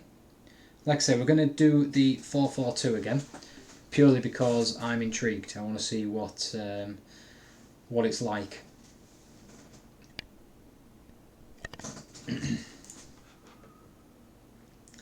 Away from home, I know it's not the strongest from when I was using it before. When I was using it with Everton, we did have the odd issue away from home.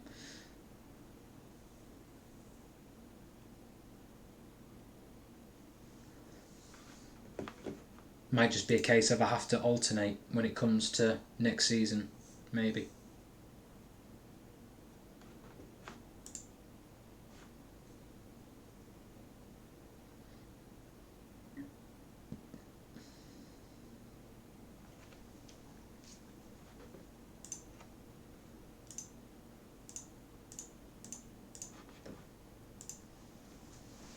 So, Gateshead and then the friendlies. Now the friendlies, I've got my assistant taking charge. That's probably going to be a risky thing to do. I may take charge again, purely because I want to be in control of players and injuries. And to be fair, it'd be a good run out to see how we're going to do at a higher level. I would be gutted though if I end up getting injuries. Absolutely gutted. Yeah, so Vassell starts his ban. To be honest, I've done well to get through the season with two very good centre-backs and then, well, what is an average centre-back and Harry Spratt. I'm not a fan of this kid at all. He's a decent player. He could do a job, but he's not good enough in my opinion, at least for the sort of system I'm playing. Right, we're going to stick, I think, with the same team. And Jeek's not back yet. He's going to be out for a while yet.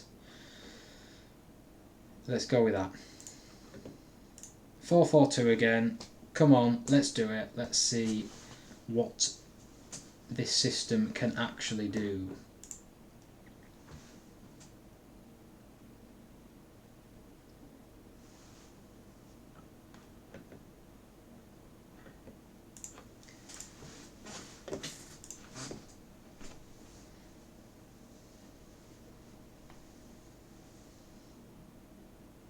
Go on, Garcia, down the left, down the right. See, he's done it again. This happens constantly. He gets in that good position and then he just lets himself down.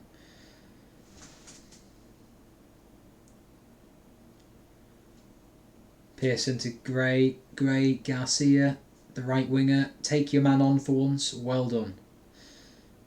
Nice. McLaughlin again.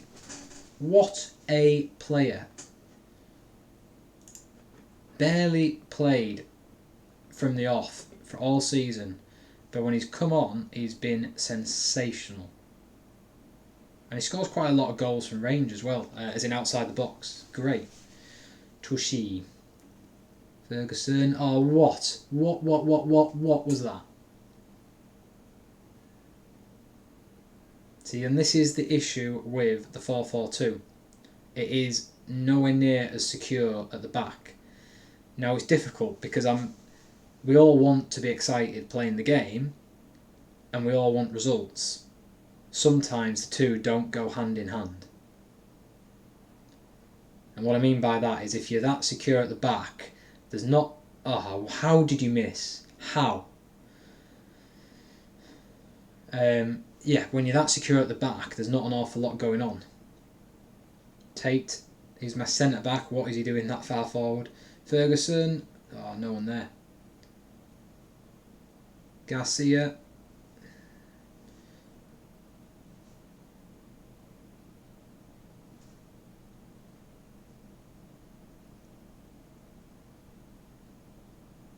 Really, a game like this, if I was playing my normal system with a full strength team, which I've got pretty much a full strength team, nice. Very nice. Otranto with another assist. That's great. Romano's 7th goal of the season. Majority have come from set pieces. See how he peeled away there off the far post? Terrible marking. We don't score enough goals like that. And I've forgotten what I was saying. McLaughlin. Oh, wow. That was brilliant. Okay, I'm now starting to like the 4-4-2. To be scoring goals like that at this level is pretty good. All from the throw-in as well. So if you look there, McLaughlin, ball in. Now, the question is, was that a shot or was that a pass? We'll say pass. I'm sure he would in his press conference after the game, because he should be getting man of the match. He's been absolutely sensational.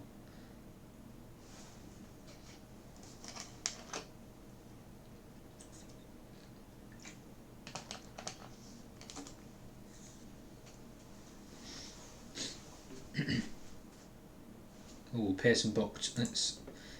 Again, I say it time and time again. I said it a lot in my... come on, get rid of the ball. A lot in the analysis of my 4-1-3-2 as well.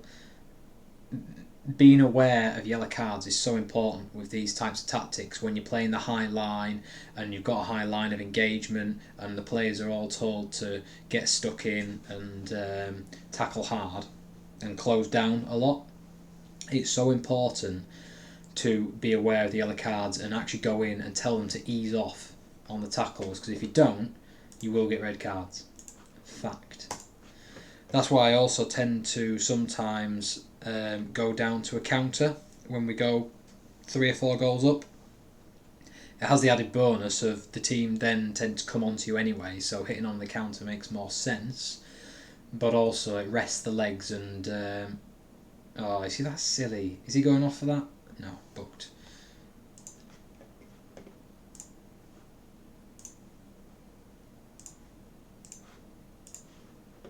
Otranto, Ferguson, shoot! Oh, wow.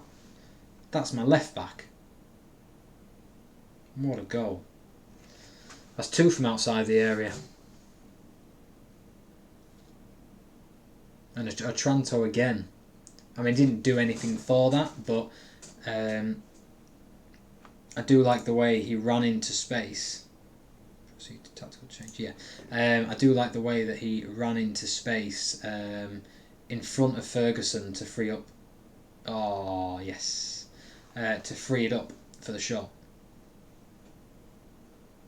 You see, this is, again, this is the hard thing to judge. Do you play a tactic like this and have far more entertaining football, like what we're seeing, or is the better option to play with like the 4-1-3-2, be far more defensively stable and not end up with those really irritating 1-0 losses or 0-0 draws away from home because of balls like that? That's the issue right there. That wouldn't happen very often with the 4-1-3-2. And if we just pause it there, see if you watch this, there, it's this little knock on here. Sorry, ball at the top there. He's responding way quicker than my two centre-backs. Now bear in mind, both my centre-backs, in fact I'll show you in a second, skip that. Boom. Both my centre-backs have 13 acceleration, 13 pace, and anticipation 10. Tate has 11 pace, 8 acceleration, anticipation 8. Okay? So there's that. And then if we go to Blackett, he has 11 acceleration, 9 pace, 9 anticipation. So they're not. He's definitely not better in terms of the stats that would mean he can get in over the top, and at the same time, if anything, he's worse. Nice, disallowed balls. Yeah, if anything, he's worse. So that shouldn't be happening. It should not be happening. Get rid of that. I don't want that in my way. I'm trying to change the tactic. There. Right, so we're going to rest some players. I don't want anyone getting injured. Otranto can come off.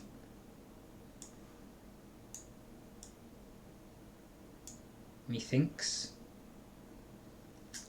Who else? A toy, because I think Keller Dunn really should get a run out anyway. And my other right winger, Garcia, I reckon. Actually, no, we'll undo that. Let's give Chauna a game for Gray.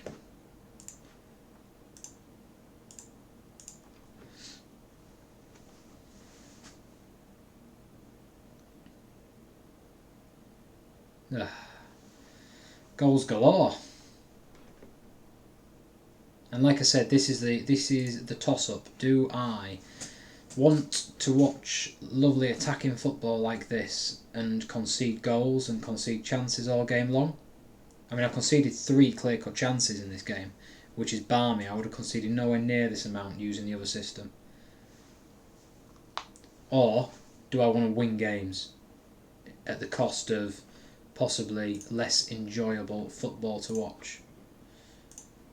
It's a hard one to choose between, and I still haven't decided. The only upside is I probably don't need to make a decision too soon.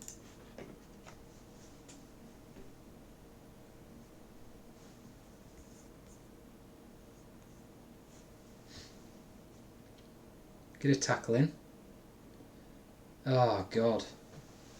What is that? Well, it was disallowed anyway, but still shocking. Yeah, I do feel like it's just a little bit too insecure at the back. And that's with a really good centre-back pairing as well. I mean, I know Tate's playing today and he wouldn't usually, but there's nothing to say I don't end up having to play with a player like Tate when Vassell ends up being shipped off. See, again, what was that? They're not picking players up at all.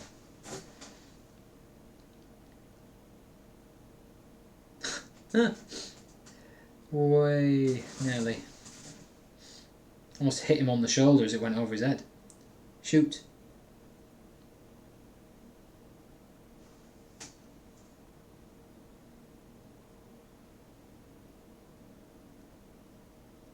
Ferguson over the top, not really. Joe Tate is the only one really that's not playing well.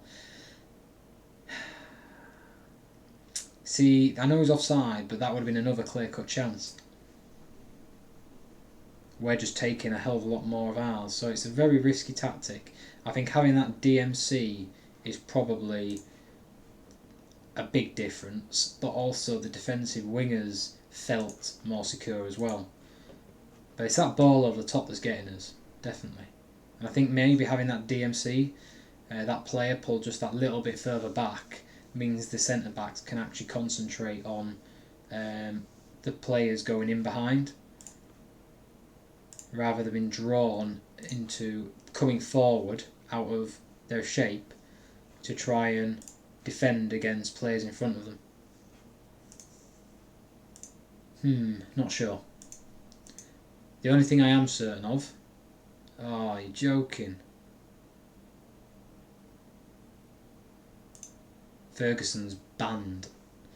Now that might... I don't know if that means he'll miss out on the cup final. Let's have a look.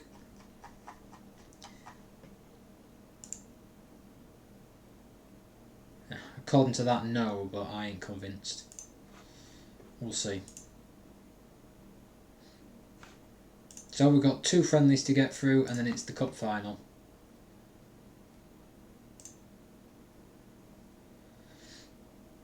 Love it how they say 4 draws in a season's a new low, like that's a bad thing. I know they don't mean it that way.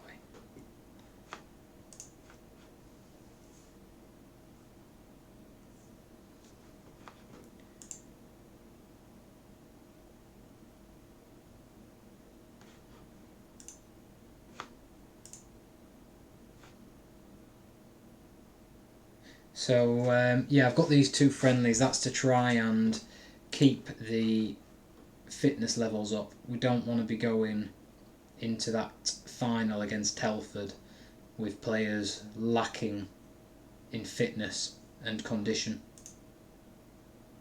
Njik lower, so yeah, it's about 5-6. I knew that anyway.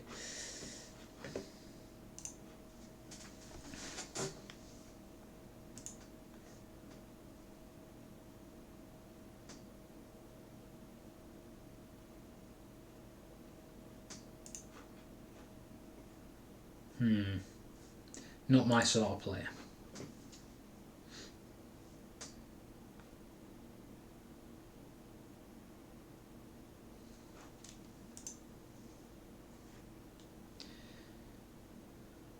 Can't believe the gap they leave between that final and the last game of the league season. It's balmy.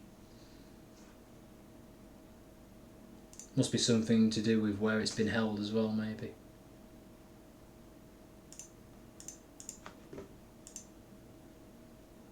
So, home to Bradford. I think we'll play this one, and I'm going to go back to the system that's tried and tested. I'm going to have to use Bond, Andy Bond. There, as much as I love McLaughlin for all he's been doing, the sell's back, so that's good news because that means that both him and Ferguson will be available for the cup final, which is excellent. Joe Tate out for McFarlane. There we are. So that's pretty much going to be the team that will make the final. Now, there's a little bit of tiredness there actually, which is a surprise. They've had quite a break, so they shouldn't be that tired. That's weird.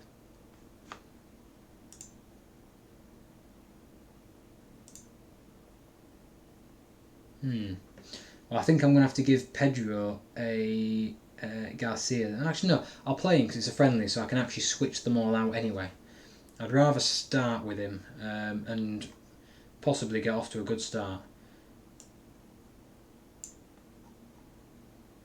Tell you what, I think Spratt's contract was running out. I wonder if I should maybe get him snapped up for another year just in case I do have issues with getting a centre-back.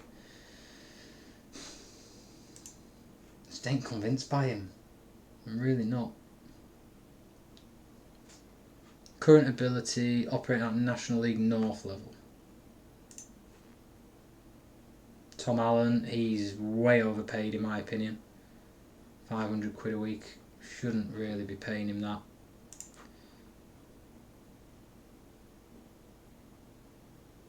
Yeah, let's just go for it. We'll go for that and we'll see what happens.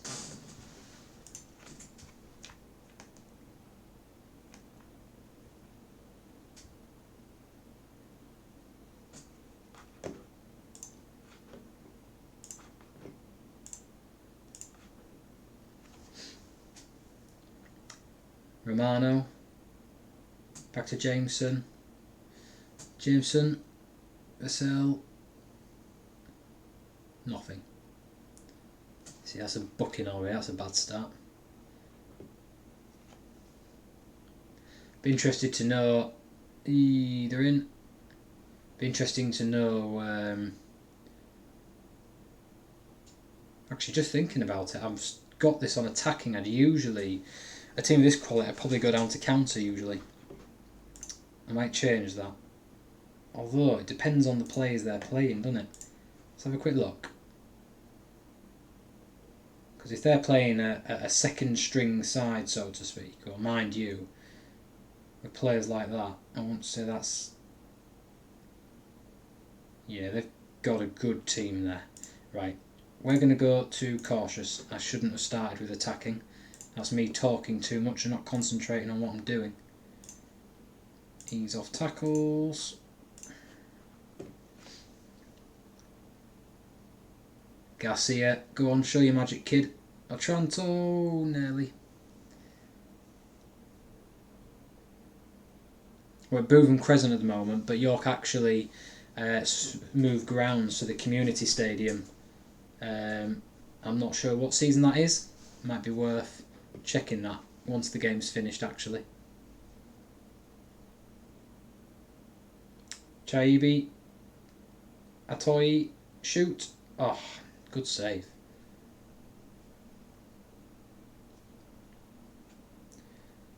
Otranto, corner.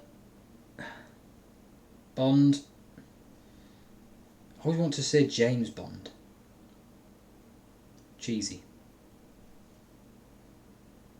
Bond getting on the ball again, but giving it away. Reeves over the top to Ward. Yeah, he's a good player as well. He's in behind. Someone close him down, come on. Jameson's not had very much to do at all this season, so next season he'll probably get a bit more of a challenging goal if he sticks around. I don't really think... that's frustrating. Ball in behind. Yeah, I don't think it's worth throwing my budget into a goalkeeper. There's plenty of other positions that could be strengthened over that.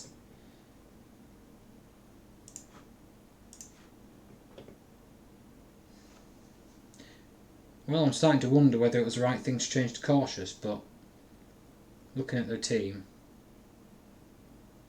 Oh, come on. Good tackle, well in. I think we're going to make some changes very soon.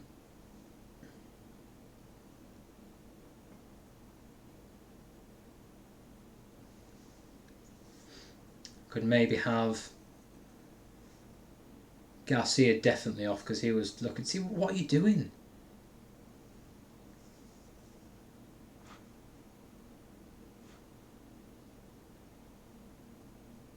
Chaibi, Ferguson, dilly-dallying on the ball. There we go. Oh, why didn't you carry on your run? There's a lot of cross-field passes here that aren't really doing much. And then he fell over his own legs. Right, time to make some changes. So, Garcia, I said I was bringing out anyway, so we'll bring York in. I also won't mind giving Dunn a go, and I think up front Gray can come off for McFarlane, I reckon. Otranto, possibly, yeah, McLaughlin, because he is our off-the-bench legend. And I want Dyer on for Pearson, because I'm a little bit worried he might get a red card if we're not careful. I think we'll leave it at that. This is a friendly for anyone just joining and wondering how I've managed to make so many changes. It's not a cheat. We're at the end of the season, and it's in the Conference North. We're through to the FA Trophy final, but having played the last game of the league season, we now have like a 2-week break, and I don't want the players getting too crap condition-wise after the season we've had. So I want to make sure that we have those friendlies in place just to keep the fitness up. And that was awful. That's what happens when you put it to a right back. Right, let's go to attacking now. Got nothing to lose. Chaibi to Bond. Bond. Ferguson, come on. There.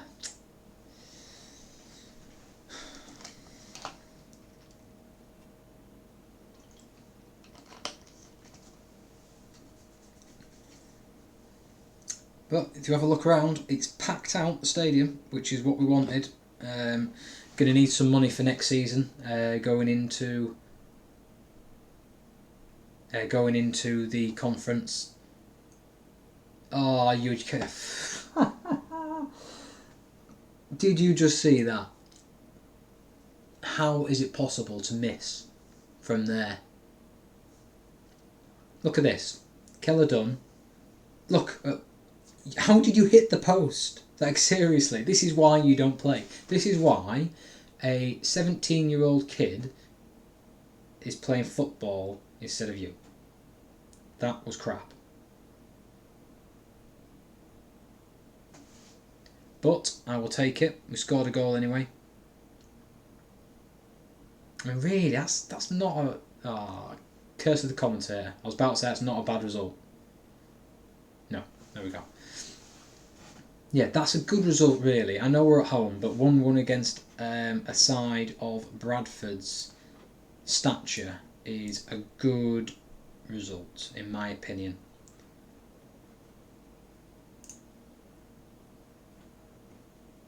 See, they're second in League 2. And they've been promoted, they've gone up, so that's not bad. James Vaughan wasn't playing, one of their key players. Jamie Devitt, don't think he was playing either, to be fair. So yeah, they did have some players been rested, in fairness. Still, we will take it. Bury at home next. The club that I thought was no longer a club. Giga Lane. Let's have a look. Who have they got? Yeah, there you go. Just goes to show they are no longer a club. They have been taken out of the Football League. Bum ba ba dum.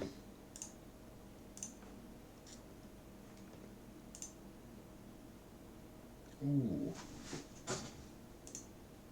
Let's have a quick look, see if there's any more players worth looking at that I've missed. I really want to get Tyrell Warren. I know his jumping isn't brilliant, but he's so quick. Not going to happen though, unfortunately. Still in contract. Odosini, I need to keep an eye out for him when his contract does run down. That pace mixed with that jumping reach and his general defensive stats are really good. That's what I need. He's not a bad passer. He's a good passer of the ball as well. So he is the ideal centre back to fill in for the on loan Vassell. Definitely.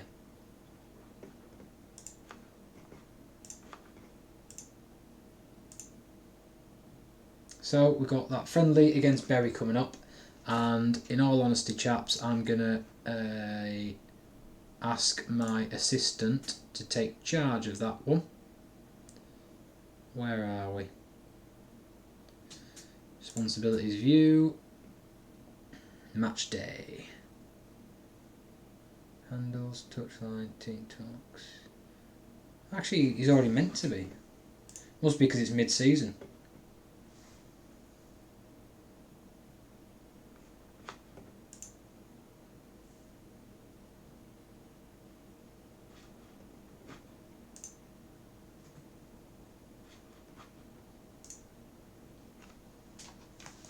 Yep, so I think we are nearly there. We're almost at the final.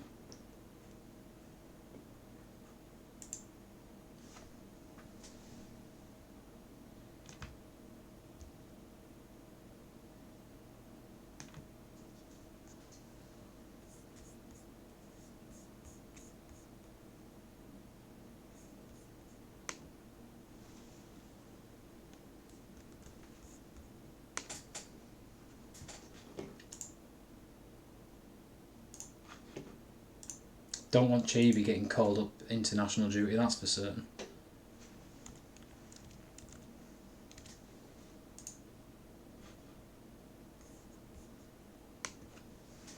Just quickly type this up.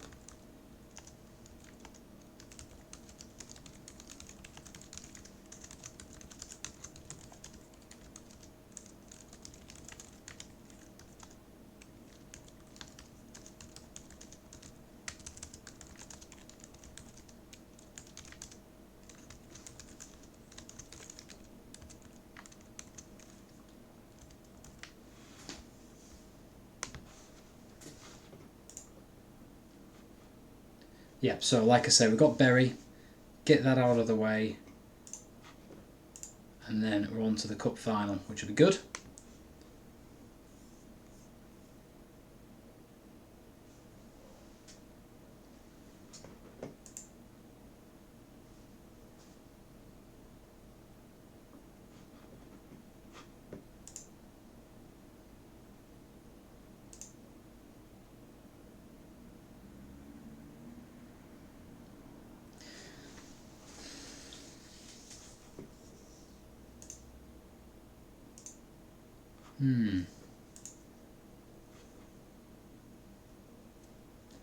Still can't believe Telford made it to the FA Trophy final.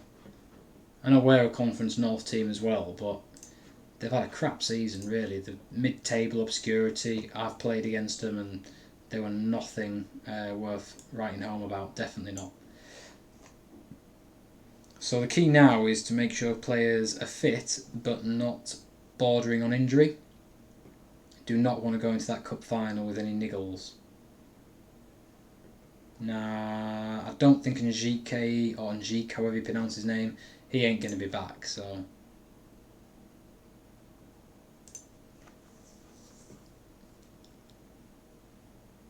I think there's a little bit of a glitch here with the game. The amount of money I am getting for fans to turn out and watch a bunch of blacked out random players in Bury, because they're obviously got a big stature because of the club they were, but they're out of the Football League, so they shouldn't really be bringing in as much money as they have done for this friendly.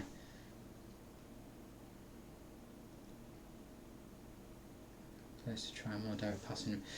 Yeah. Great. Ooh, is it a penalty? Didn't look in the box to me, but we are watching pixels essentially, so... Chaibi. Nice.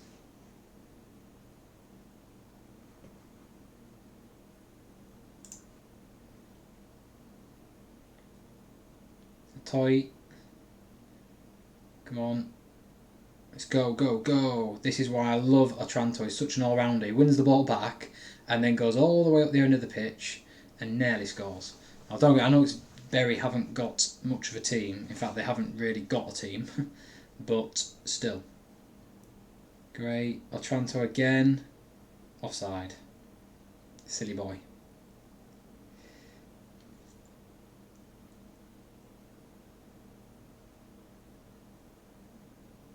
Ugh, nearly. I think this is going to be an absolute domination.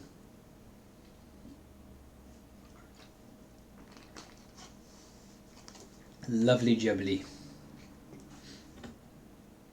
This will be good confidence boosting preparation as well for the cup final.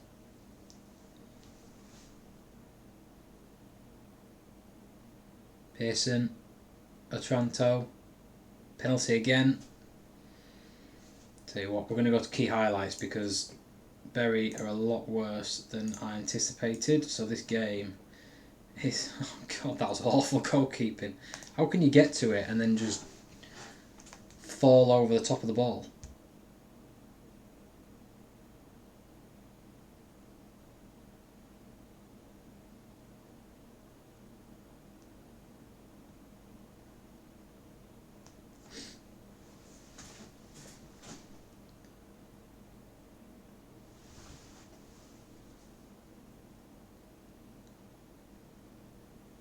Playing a little bit dangerously there. Garcia, great ball over the top. Chaibi, go on, he's got pace. That was terrible. I think the decision making for which foot they're going to use is a little bit off as well.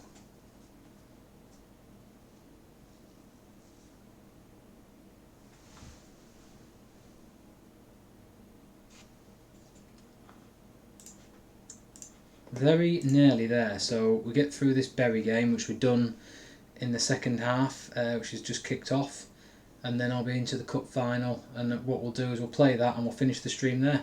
Great goal. Brilliant. Finished by Gray. A toy almost from the halfway line.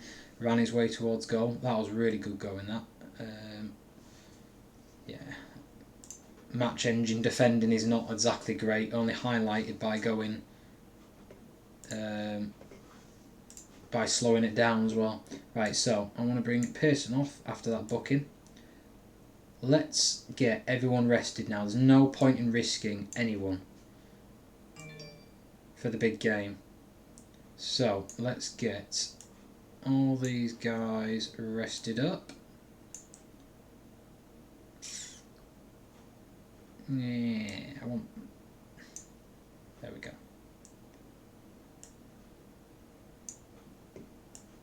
And when I said all those guys, I mean literally everybody. Even you. There we go. Again, anyone who's just joined us, the reason I've made about 9 substitutions is because this is a friendly at the end of the season. It's not to say that the season's finished. We've got a big cup final coming up, the FA Trophy, against Telford, to make it 2 trophies in this 3rd season. And it's not on, I think it's about a 2-week break between the end of the league season and that cup final. So the last thing I want is the players getting unfit for the biggest game of the season. So I picked 2 friendlies. We've just played. That was awful. What seriously was that? Are you kidding me? I was going to say. I'm not watching that back. Awful. Yeah, so it's basically, we just had Bradford at home, which we drew, and now thumping Bury, who don't actually have a team. Come on. Yeah, that was awful. That was about as bad as the finish. Come on, Keller, done. Ball in. Get it in.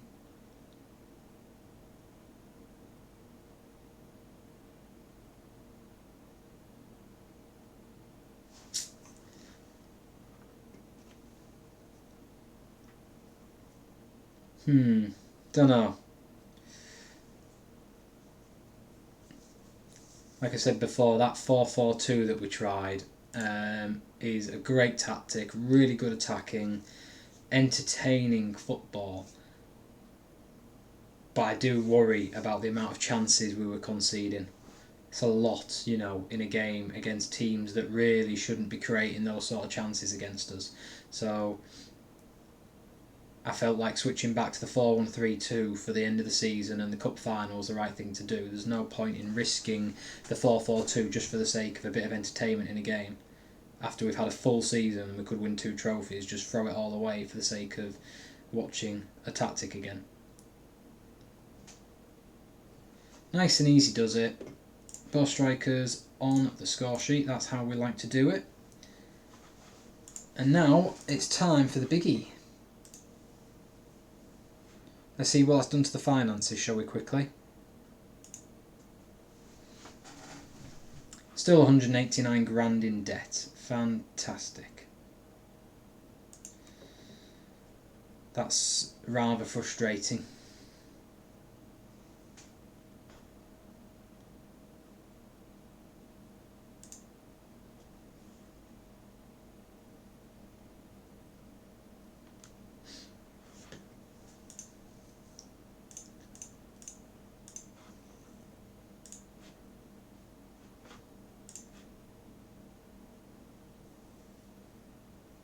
FA Trophy final coming up. Douglas Pringle. He ain't too bad for this level, but I'm not really looking for a sports scientist right now, in fairness. Let's see what his fitness coaching is. Ooh, he's not... I mean, his determination's terrible, but everything else looks pretty good. You, sir, might be worth going for. Full coaching staff, which would mean... Let's just check...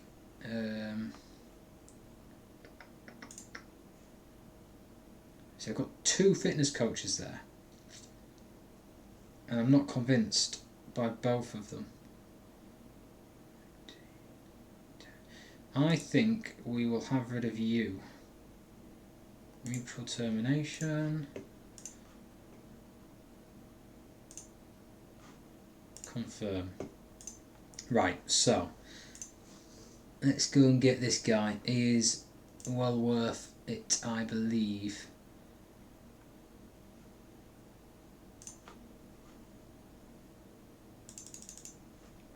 I'd rather not pay more than I was because we're already knackered on the wage budget side of things. But I also don't want to lose yet, so there you go. Good. This is what it's all about, slowly picking off backroom staff as we see them. Some decent physios probably in here, but I'm not looking for one at the moment.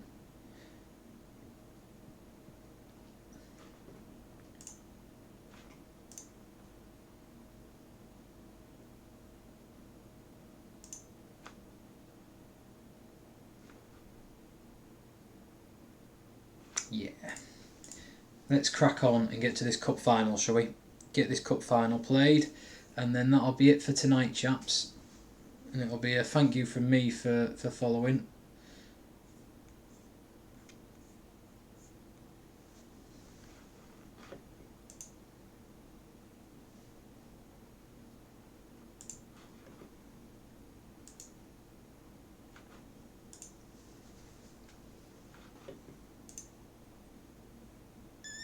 Who have we got then?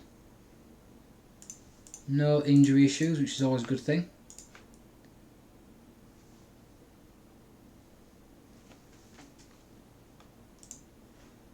Hold team meeting. I don't really like doing team meetings before a cup final because you never know which way it's going to go. I find it very hard to read what the squad are thinking and what they reckon the outcome's going to be of the game, so I would much rather just not put my eggs in that basket of ruining the morale and causing myself an issue I don't need to.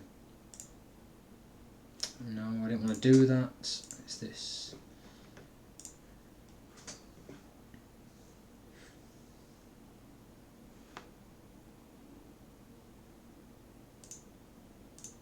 There we go, that's great. So we've strengthened the quickness training a wee bit, which is very good.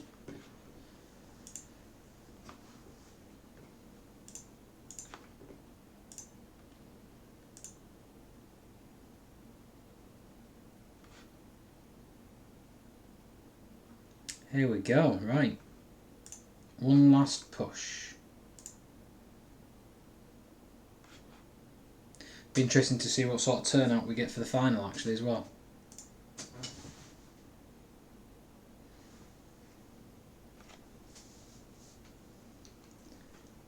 Otranto named as player of the season.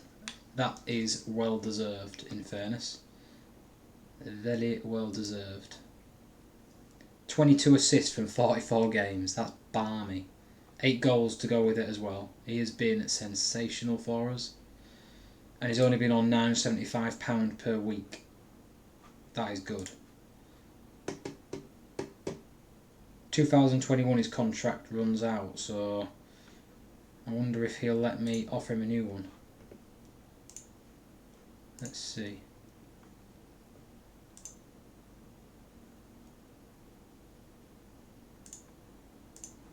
So, minimum fee release clause to clubs at a higher level. Really, I could do with having rid of that. Because I feel like I'll get screwed.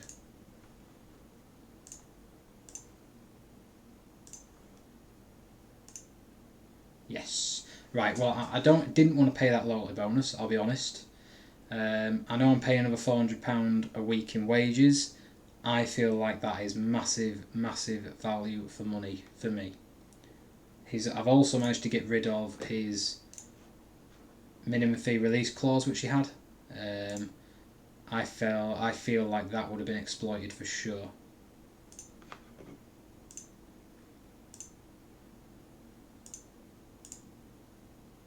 So that's good news. Otranto's going to be around for a few more seasons.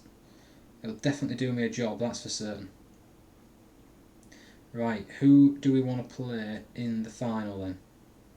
I think the squad's pretty much set as it is. We're going to have to stick with Bond there, I'm afraid. I'd rather not, but there you go. The bench is the only question mark, really. I'd probably be better off with McFarlane ahead of Chouna, but I've got a bit of a soft spot for him. No, McFarlane, let's be sensible. We need someone who can come on and score in case it's a tight game. Let's do it.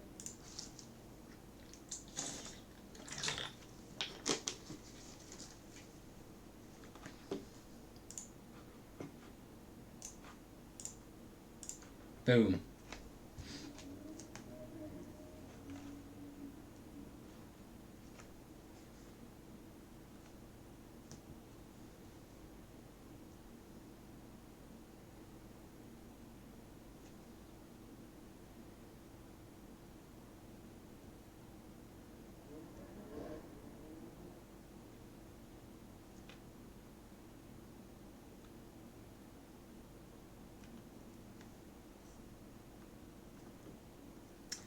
Well, that's a rather uneventful first half, isn't it? Not a lot happened at all.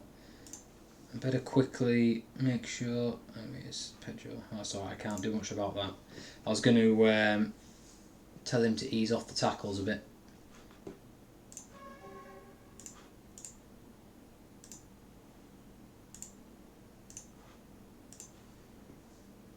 Oh, if that had gone in, that would have pissed me off. Come on, go on. You've got the speed. Go, go, go. Get it in. Oh, that'd have been a corker. Otranto for another assist. Oh, nearly. It's peeling off that far post again, wasn't he? Vassell. Ferguson. Get the ball back out wide. Nope.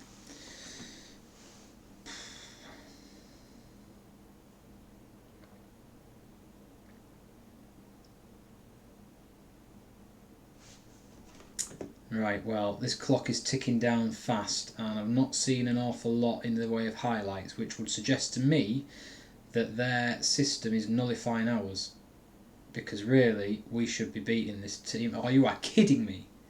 All season long, we've been thrashing teams like this, left, right, and centre, and now this. Right. Okay, if that's the way we're going, let's switch things up. 4-4-2 time. Gray, you're coming off as well for McFarlane.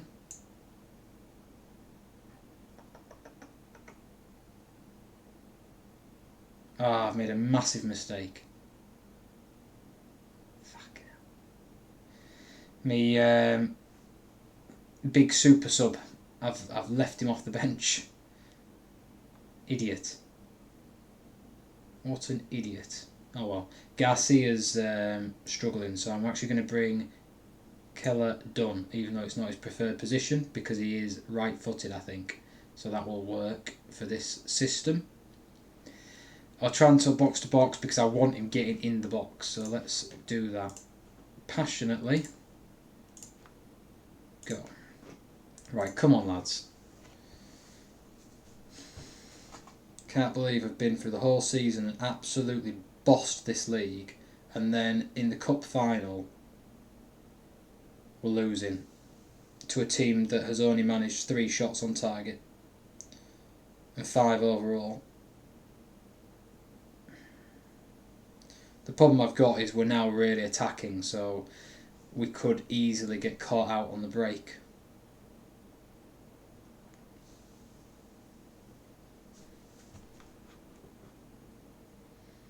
We need to make something happen. Come on.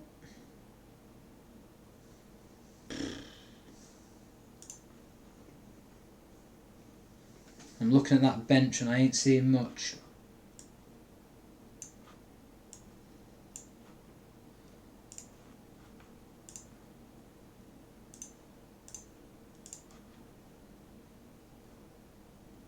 Let's try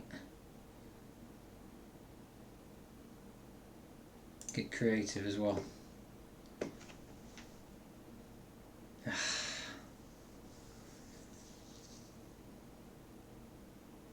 Come on.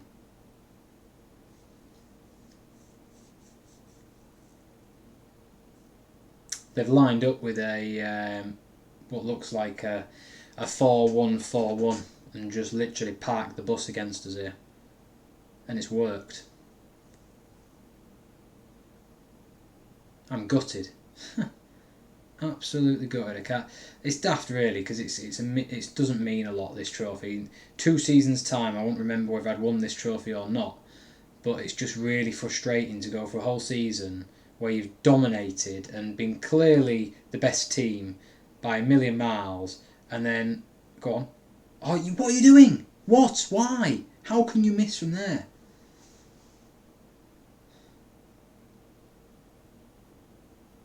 Yeah, and then you get to the last game, the one that means something, for silverware, and nothing. Just they don't turn up. So annoying. Dominated this game.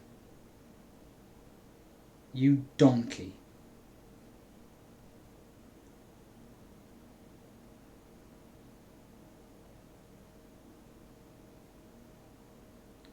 Well, you could argue we've been outdone tactically there. Oh, piss off. Well, that was a shocker. I did not see that coming. Honestly thought we'd go into that game and boss it.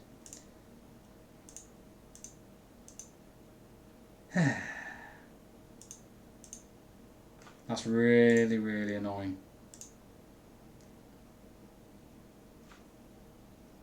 Oh well, is what it is. So, season's finished. Let's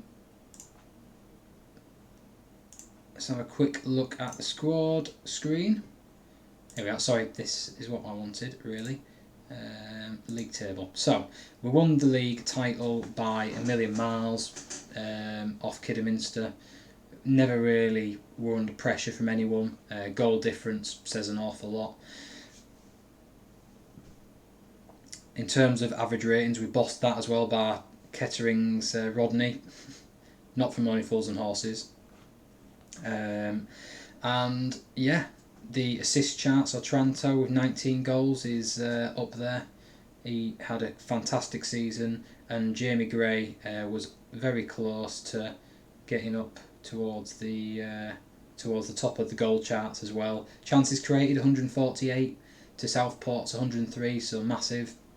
We scored more goals than anyone, conceded less. We made more fouls.